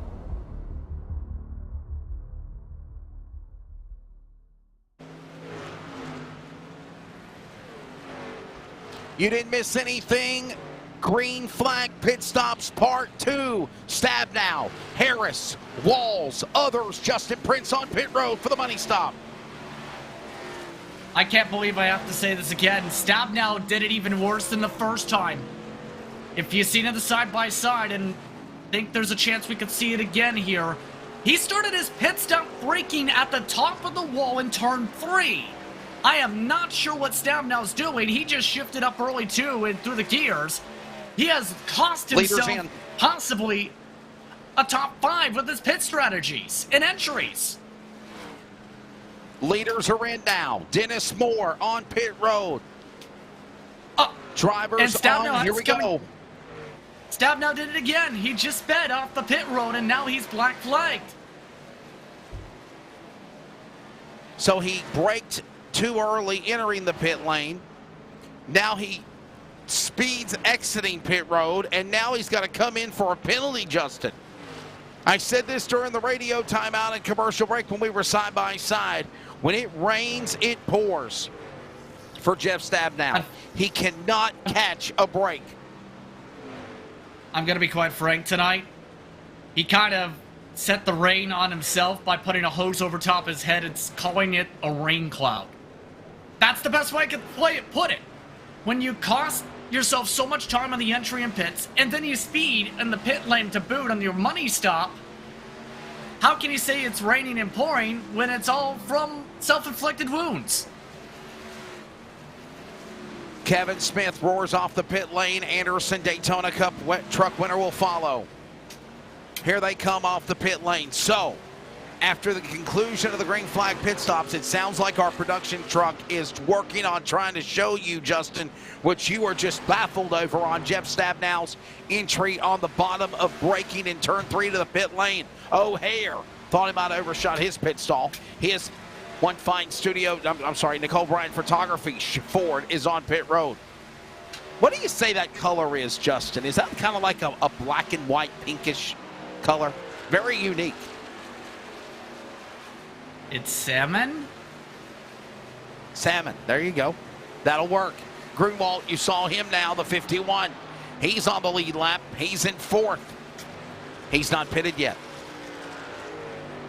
Not a surprise, but we see Grunwald now up to 3rd, should say, because he was amongst those who stretched it. He can go much further and have at least a 10-lap difference on the tires. Here's what I'm talking about. If we could go even further back than this. Yeah, we're going to have to go further than that. Entries would... Yeah. Here you go, Justin, and we're going to go a whole lap ahead here. This is, by the way, not live. This is replay.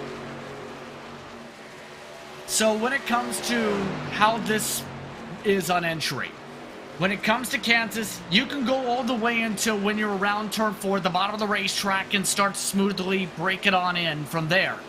It's just the confidence in the grip on how deep you can go. Here's the problem.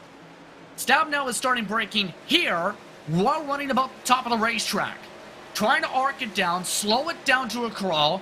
By this point, he's cost himself 3 seconds. Look at that. Even Carl Burke, who kept it conservative on the bottom, gained 2 seconds on the entry. And then he picks up a penalty on top of it. It's again, practice pit entry. If you put up practice laps around the track, you should be at least entering the pit lane knowing how far you can go in the brakes. Man, I just realized that's a Duke's Mayonnaise truck. I love Duke's Mayonnaise. Brett Grunwald off of pit road. Nichols and others coming off the pit lane as well. Duke's Mayonnaise. Put that on anything. Well, here comes Daggett on pit road. The leader pulls in. Ledbetter to the lead. Do y'all have mayonnaise in Canada, Justin? Hey. You ask if we have mayonnaise or that brand? Because, yes, we have mayonnaise. Yes, Dukes. No, we don't have that brand. Oh, I have to mail you some. I don't think it'll go bad by the time you got it if I mailed it to you. I mean, depending on the coverage, it might take 3 weeks. I don't know if it'll go through customs. Daggett's on pit road, by the way. Oh, let's get back on track here. Jaden Ledbetter on the pit is the leader. Dennis Moore, by the way, cycles back to the leader when Ledbetter pulls in. Justin, speaking hypothetically, in case we get a LRC, it'll change it. Everybody can go to the west of the way. That was the money stop right there. 2 green flag pit stops. The only person who I think can't make it, the only 2, I should say, Chris White, are Chris White and John Annenbacher. Chris White, there's no way he's making it. John Annenbacher, I am scratching my head because he is 13 laps on a stint. Jaden Ledbetter's the only person yet to pit, but we already know he can make it to the end once he comes in. So, Chris White and John Annenbacher have made their beds. Annenbacher already nearly 2 laps down, mind you. Chris White, he's had decent pace. If he was on the right strategy or pushed the 10 laps, we're talking about possibly him being maybe a top 10, top 15 finish. Even with him being laps down, not now. As there's the difference in tires even. Tidrick nearly getting loose, getting to pass him. Somebody just messaged me and said, as long as it's not refrigerated, it'll still be good being delivered. All right. Duke's Mayonnaise coming your way, Justin. Ledbetter is the leader. Wimley pit. Well, when it comes to Ledbetter, keep in mind, pit stop time is right now, first of all, because I was about to say he's on the lap. And Ledbetter is in. Dennis Moore is now the new leader again. There's Annenbacher. He is a truck a lap down to the 89. This one out put us back to the leader. Well, there's second. Kevin Smith, 4 seconds back to Dennis Moore. There is the Win Racing teammate and the 44, Dennis Moore. As I mentioned, he's already got a win this year. Dennis Moore, he's currently 18th in the points, but he picked up a win back in March 20th at Homestead. By the way, I just want to throw this out here. Winners so far in the year, including Caden Anderson at Daytona, Dan Lowther, Atlanta for the trucks, Dennis Moore, Homestead, Ryan Bloom, winner last week at Texas, and looking to possibly see the first repeat winner if it could happen, Justin, as we are past lap 100. With the pace Dennis Moore's running, I think it's even going to be hard for Kevin Smith to catch him without some luck here. Dennis Moore has been really strong ever since the restart in the early stages, ever since he got re-bunched up, putting on self-regrouped, and in turn has showcased that truck is very strong in terms of its rotation on the bottom of the racetrack. The more I see this truck, the more I'm wondering in terms of how much momentum can be continued here. There is a lot of it already. This truck is handling, I'll be honest, better than some teams in terms of road to pro speed.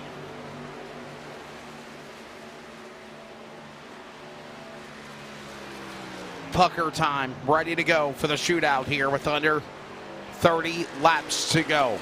Justin Prince is in the house. I'm Wesley Outland. Charles Wooten has done a phenomenal job with the production in the CLICKIT RV LSRTV camper. I think he calls it the camper, the mobile trouble unit. Back straight away. BJ Duvall just had a loose moment with Carl Burke. We stay green, but barely, Wesley. And no BJ caution. Duvall nearly spun and nearly collected Ryan Gormley, who was trying to exit the pit lane at the same time.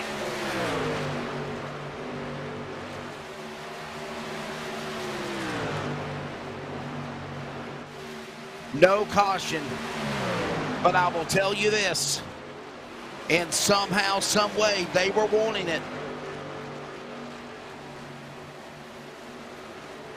It was borderline on staying green there, let's put it that way, as Troy Daggett continuing to impress because of his difference on the tires. Likely going to finish on the lead lap. Now up to the 8th spot, looking to possibly zip by a few of the others. Of note, Tyler King is amongst those that appears on a slightly different strat. He is way in the back of the field, I think, because the possibilities of those pit lane troubles we talked about earlier. In fact, lap of his pit entry to specifically answer the question, Wesley, he ended up having to come back down. That's why Tyra King is laps down after showing top 5 speed early. Dennis Moore, the leader. Kevin Smith in second. This is Chris White. Remember him. He's now 1 lap down. But Justin said he's going to have to pit again, and he'll probably lose another couple of laps. He went for that pitting early before the end of that second round of green flag pit stops than everyone else. Solid run, by the way, for Roy Grande. But he's one lap down. But again, I got to say, with only 9 trucks on the lead lap, he's got a top 15 drive right now for the number 18 Aerokinetic team.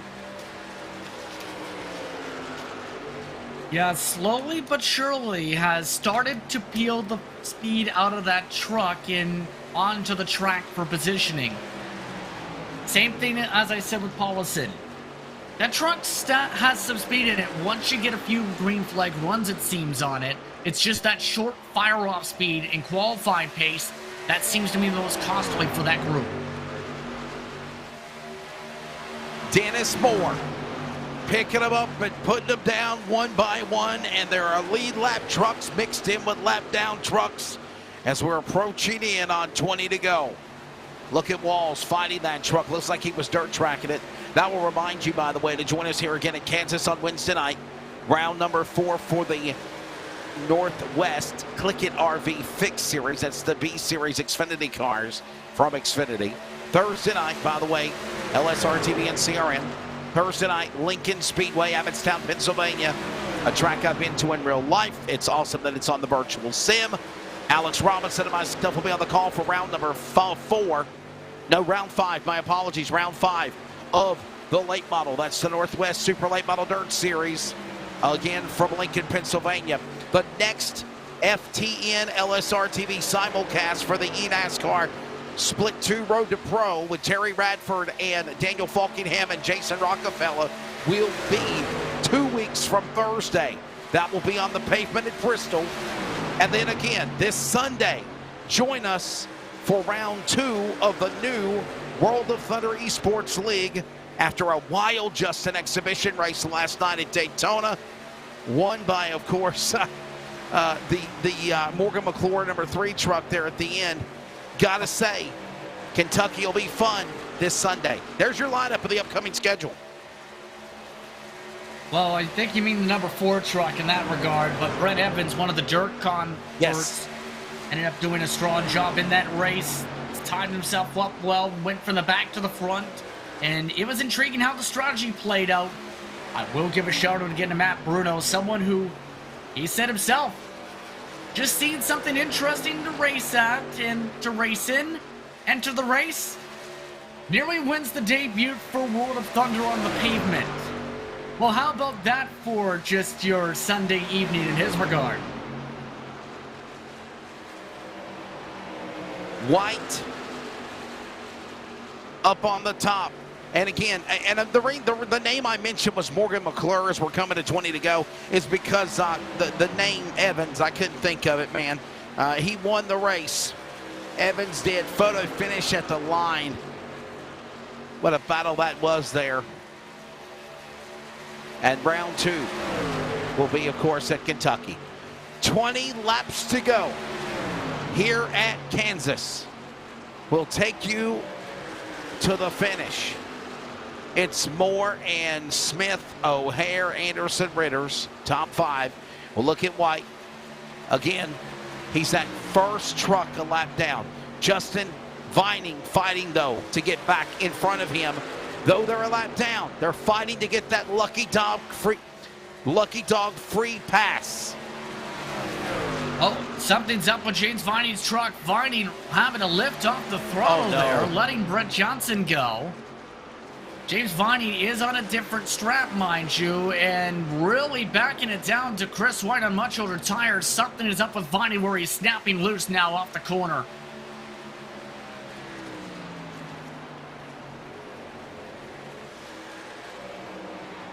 So here's the deal. There's the wiggle. Yep. Yeah, you seen it right there. He's looking. Go ahead. Yeah, I'm sorry. No, I'm looking at what you're saying here, but I was going to say that you got Johnson in the mix with all these drivers that are fighting to be on the free pass position.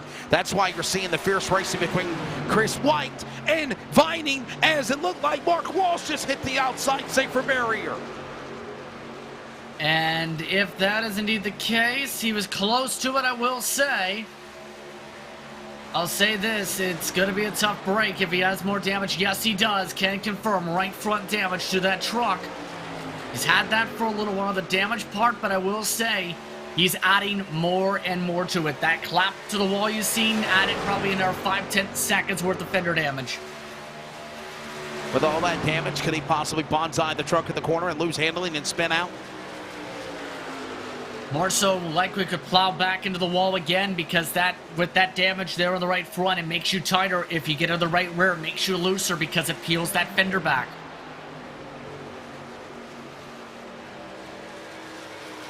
Dennis Moore, Kevin Smith, Stephen O'Hare. There's that Duke's Mayonnaise car I was telling you about. Brute Grinwald, another solid top 15 for him, and he's one lap down.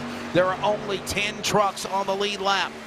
If the caution was to come out, Chris White would get the free pass and put him back on the lead lap.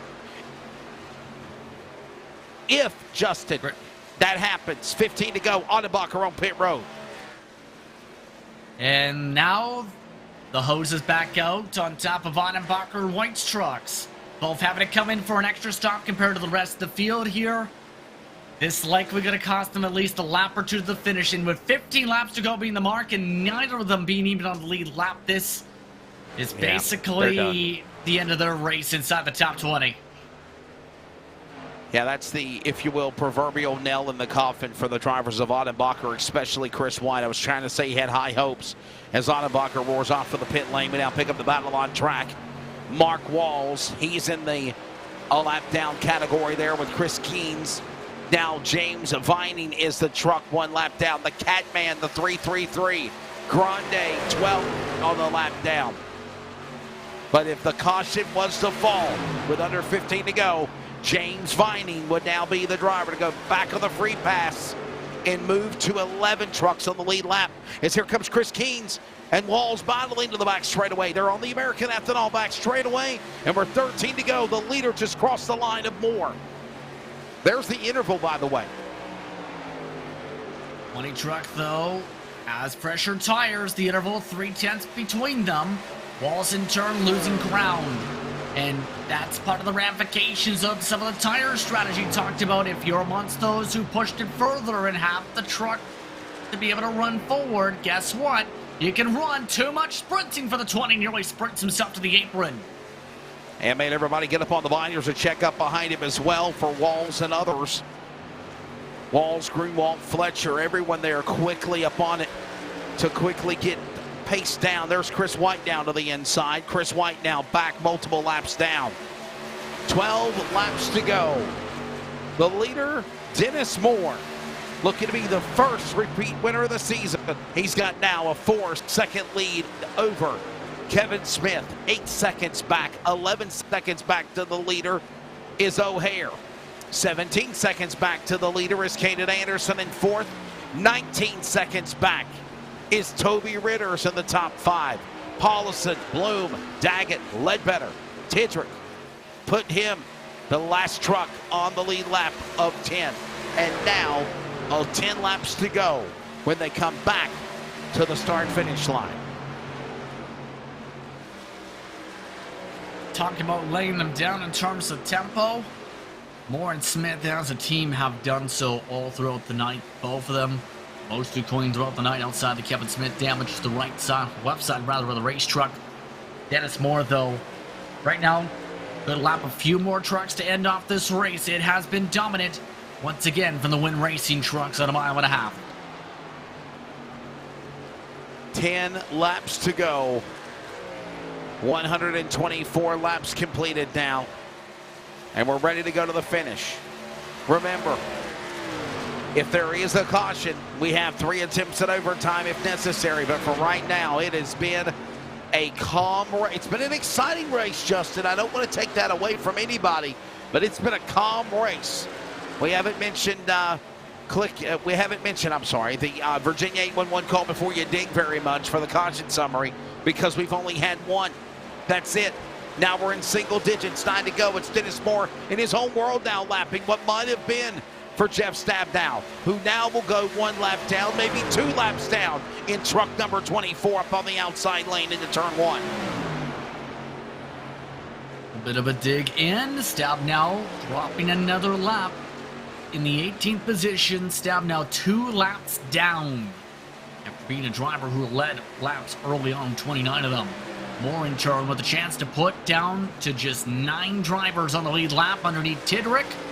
Tidrick giving a lot of space with the 2 truck length difference. There goes Moore to the inside to clear. Win Racing 1 and 2. Beaver State Racing 3rd. Caden Anderson Racing 4th. And Win Racing 5th with Ritters. 3 out of the top 5 are Win Racing competitors. 7 to go.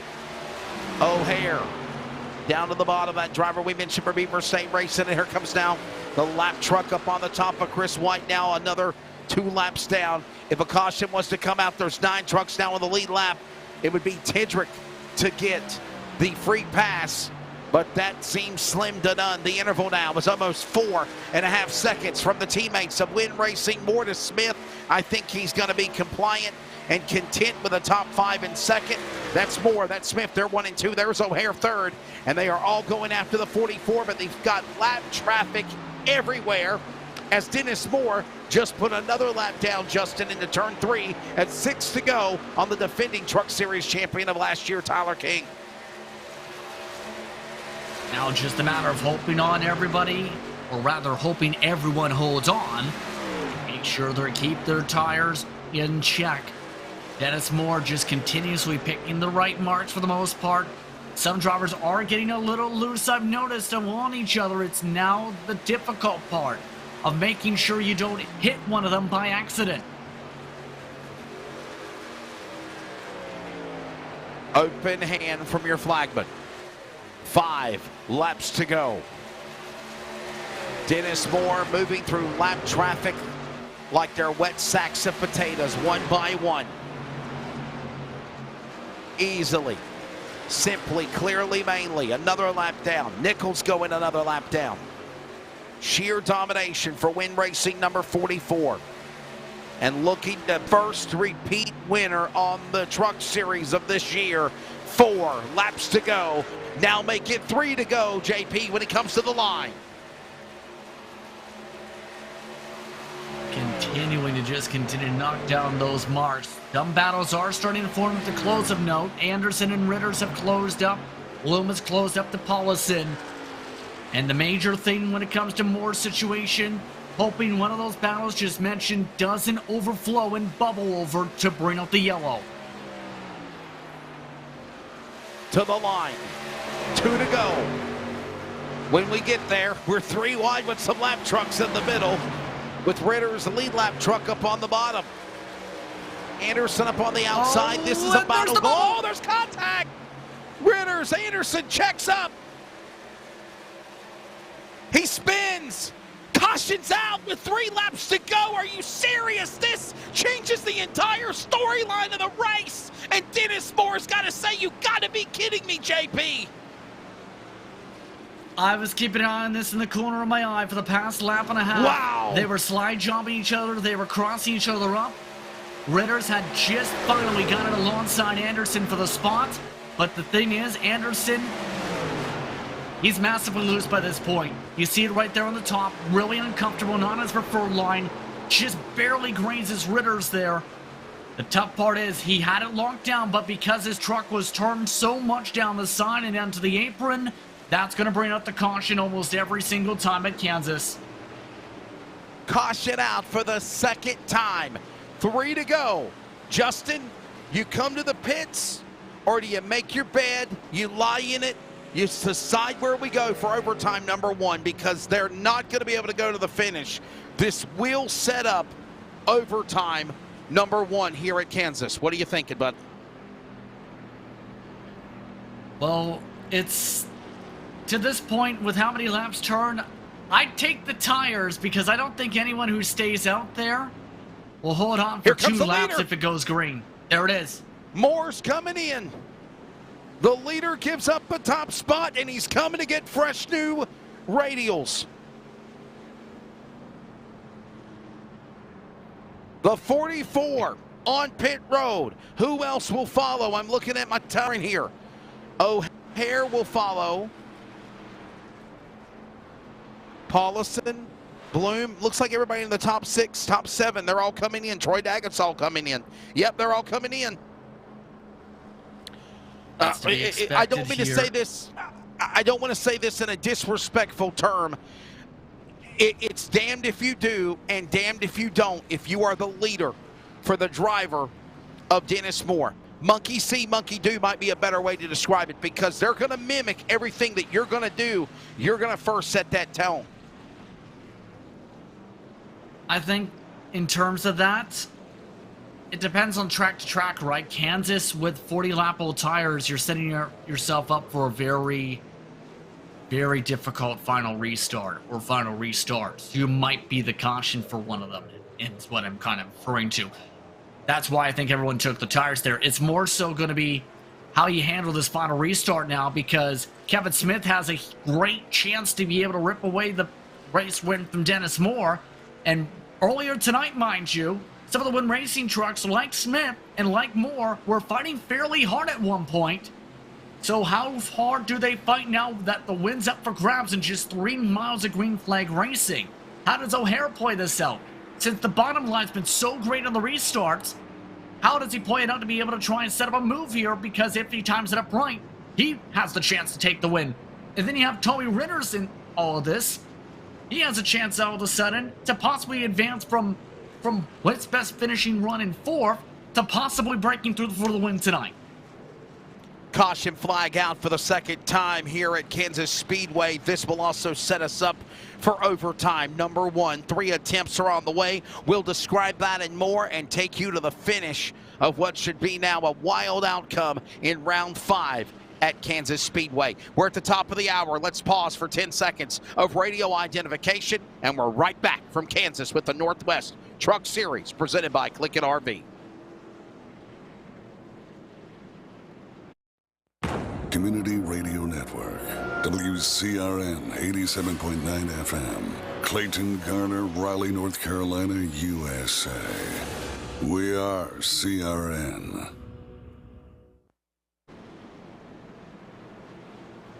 Back here at Kansas, overtime after a long green flag run of the race. The first caution came out on lap number 9 with 3 laps to go. Justin Prince, contact between Toby Ritters and Caden Anderson, and this has now shook us up for overtime attempt number 1. And to say the very least, it changes the complexion of this entire race. It could change who ends up being the race winner in turn. Not going to be easy for Dennis Moore with a teammate that's been very quick, short run, to be able to battle with him for this race victory. Need to be smart. You need to be right. You need to make the right call here if you want to take this checkered. Well, here's the deal. Dennis Moore entered the pit lane first. He came out first. His teammate Kevin Smith is flanked right with him.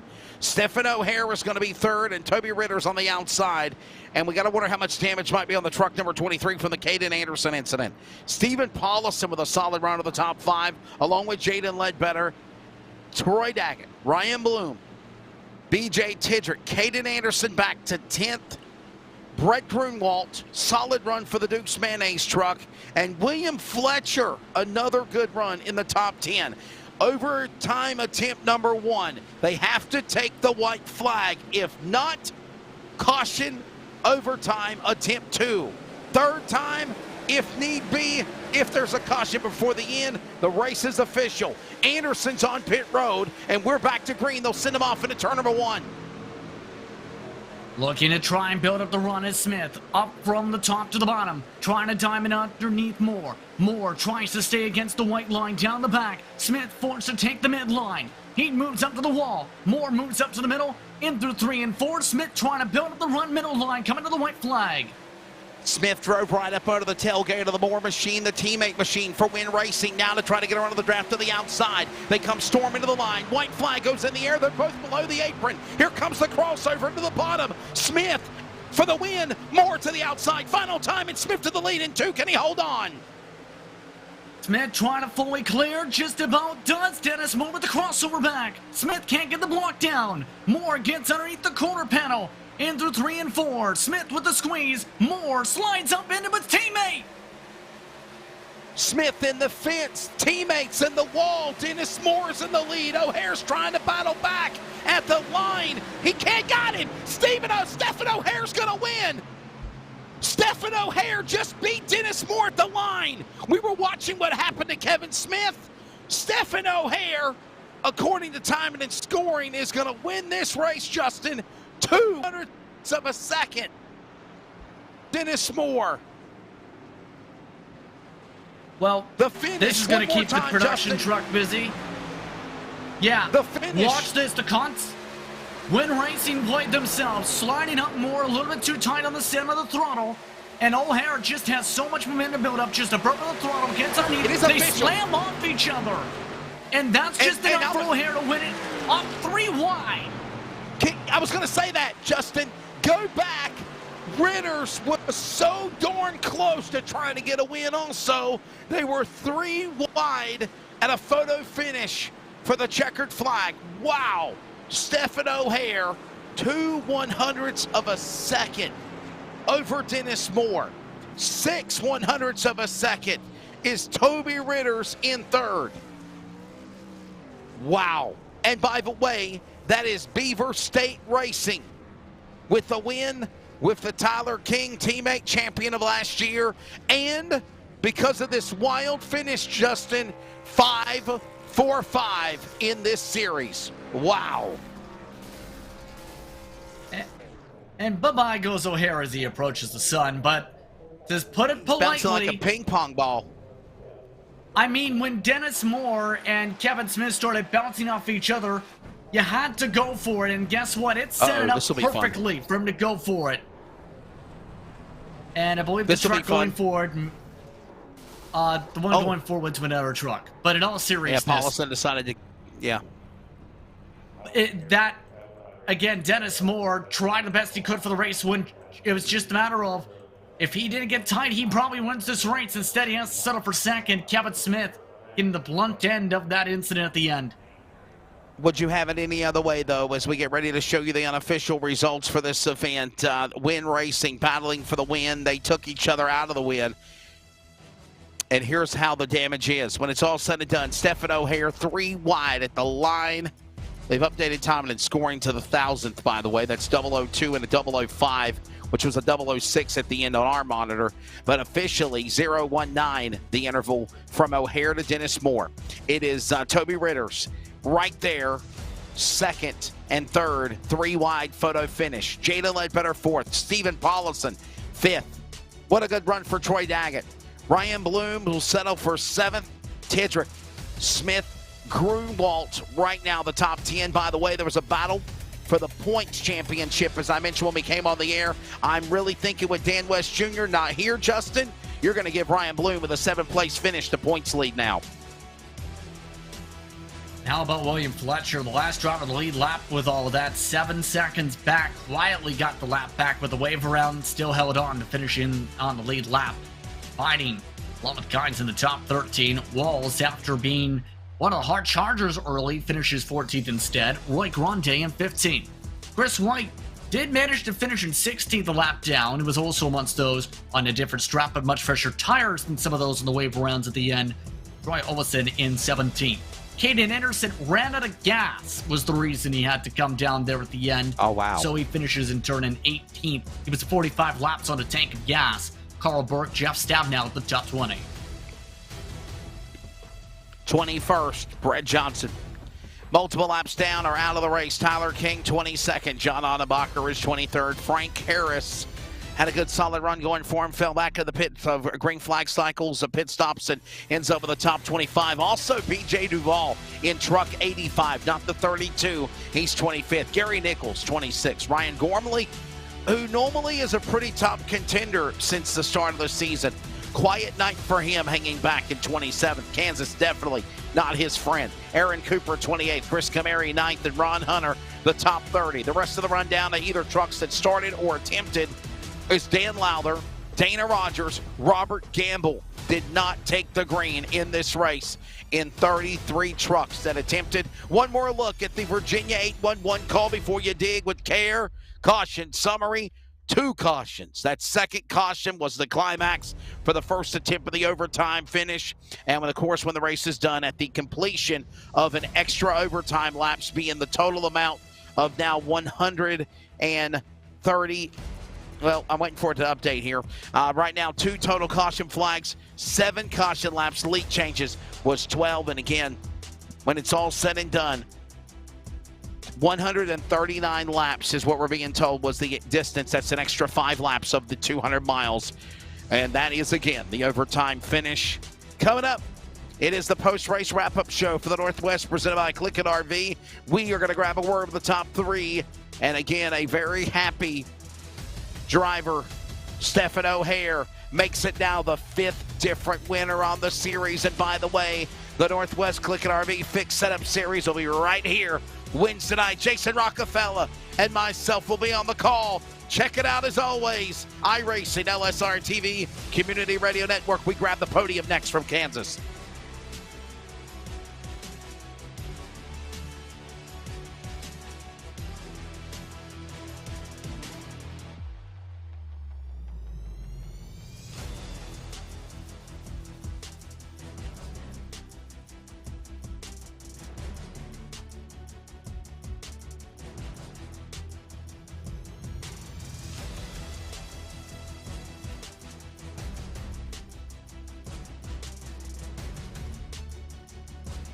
Welcome back to Kansas Speedway. It's time for the post-race wrap-up presented by CLICKIT RV. I'm Wesley Outland, Justin Prince alongside, and of course, the producer for this broadcast, Charles Wooten. What a phenomenal race.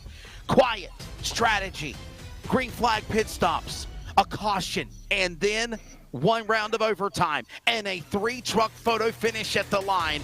And when it's all said and done, Stephen O'Hare makes the 5th different winner in the 5th race of the season. And Toby Ritters with the best finish of the year so far, besides some wins for him last year.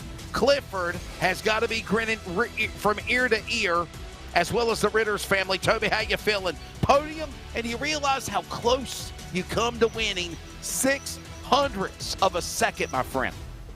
Yeah, that's pretty close, isn't it? Yeah, I'm pretty excited. I'm pretty excited for getting the 3rd place finish.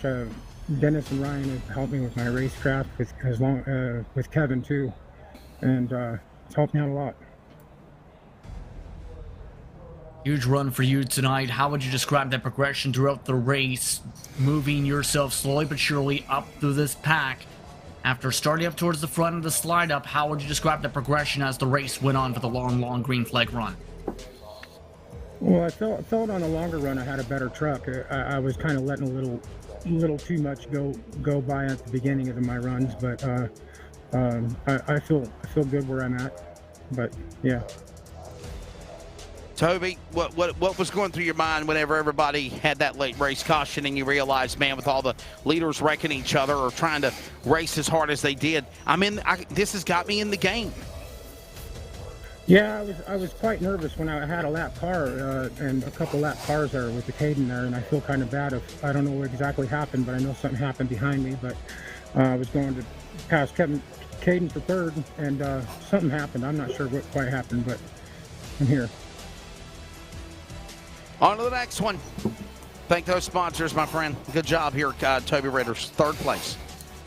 Thank you, Wesley. I appreciate it. I'd like to thank my team. I'd like to thank CLICKIT RV, Bomb Speed. I'd like to thank Kevin, Ryan, and Dennis for teaching me my racecraft. I'd like to thank Jeff. I'd like to thank Sean. I'd like to thank you, Wesley, and all the announcers and LSRTV. There you go. There's the driver again, Clifford, Toby Ritters, and for Win Racing, a solid top 3 podium. Runner-up for the race now is going to be the driver, Dennis Moore. Dennis, I got to ask you about finishing 2nd. That's got to be a disappointment after having the sheer domination of a drive you had, looking to be the first 2-time winner of the series this year. Winner back at Homestead as well back in March. But I got to ask you this question. The battling between you and Kevin Smith, were you laughing at the end? Was there a little frustration? Were there words said at the end of Kansas? Where are y'all at the end of the rainbow here at the checkered flag? And he's out top 10 and you get a 2nd spot. Yeah, obviously that you never want to see that happen with your teammate. We're racing for the win. He's trying to get in the playoffs, and I dominated the whole race, so I was trying to keep the win. unfortunately we had that late race caution for some reason. But no, we'll be good. Kevin and I, we talked after the race. We're good. Yeah, it seemed like a wild finish, to say the very least.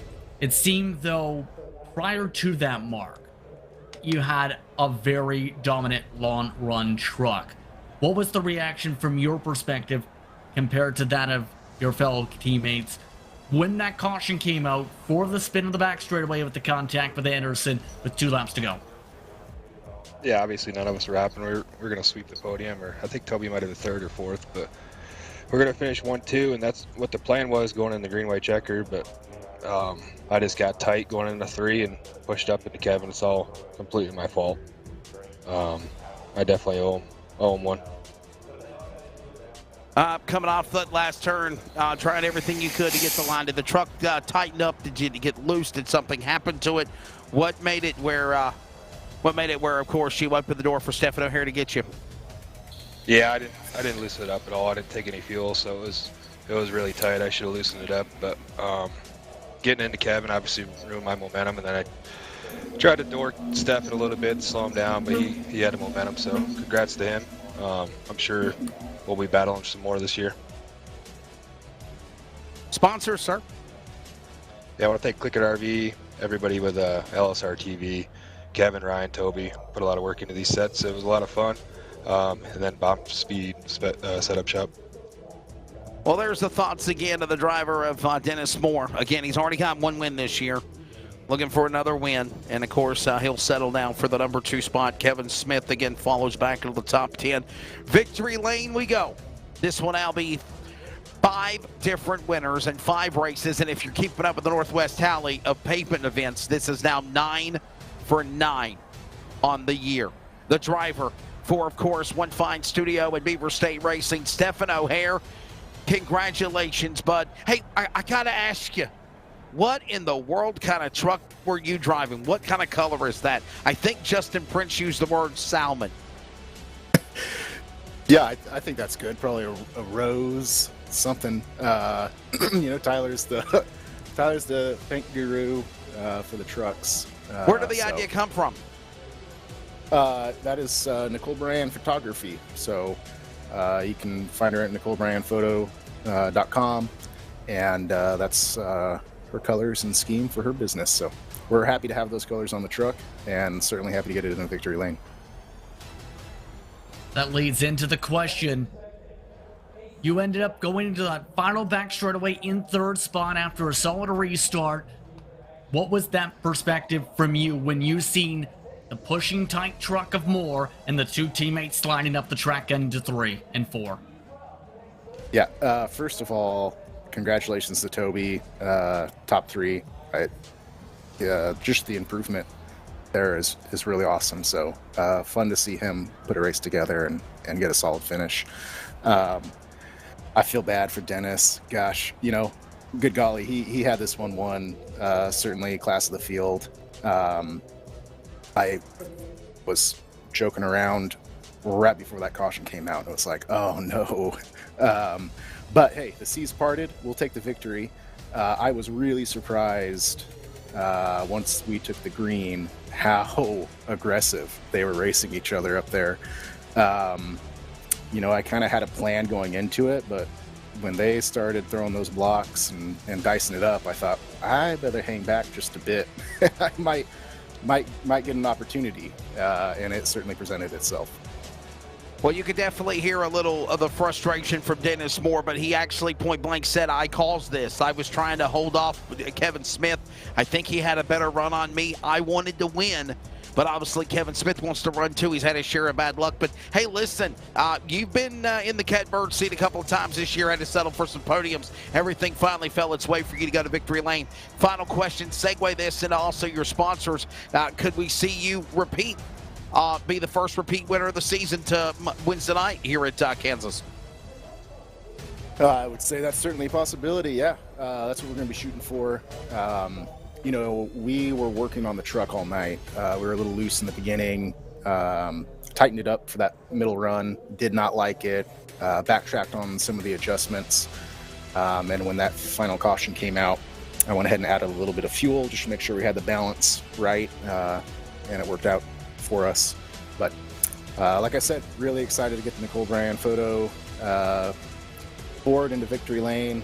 I'd like to thank everybody at Northwest Racing Series, you guys at LSRTV, and of course Beaver State Racing, and just a fun, great group, guys. Fifth different winner of the season for the driver for, again, Beaver State Racing. That's the man in the number 41, Stephen O'Hare. Justin Prince will wrap it up here and close. Listen, this race had it all. If you're a fan of the long green flag runs, we had it. If you're a fan of strategy, ×2, ×3 if you like green flag pit stops. All of the scenarios that could have been described in this race, with even a couple of cautions thrown in unexpectedly, made this a very interesting race at a track, and I mean this in no disrespect, that sometimes you could see a boring race at. This one definitely had interesting runs throughout the entire competition of this truck race. Congrats to Stephen O'Hare. Sour grapes for Dennis Moore. The better truck lost, in my opinion.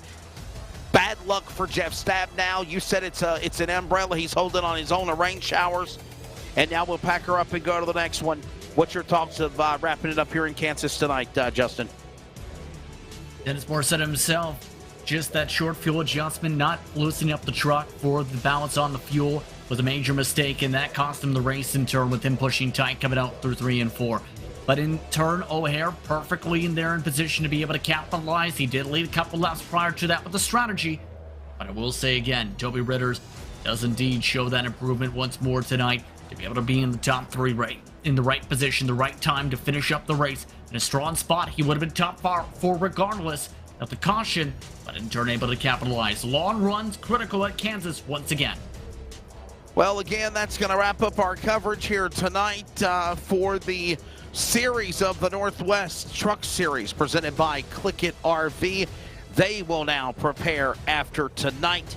Next week, we're slinging dirt at Bristol Motor Speedway before they take a week off on the Easter break on the 17th. That's next Monday night, the Bristol Motor Speedway dirt race. That is also a Road to Pro event. And actually, my corrections, I think it's actually going to be a pavement race.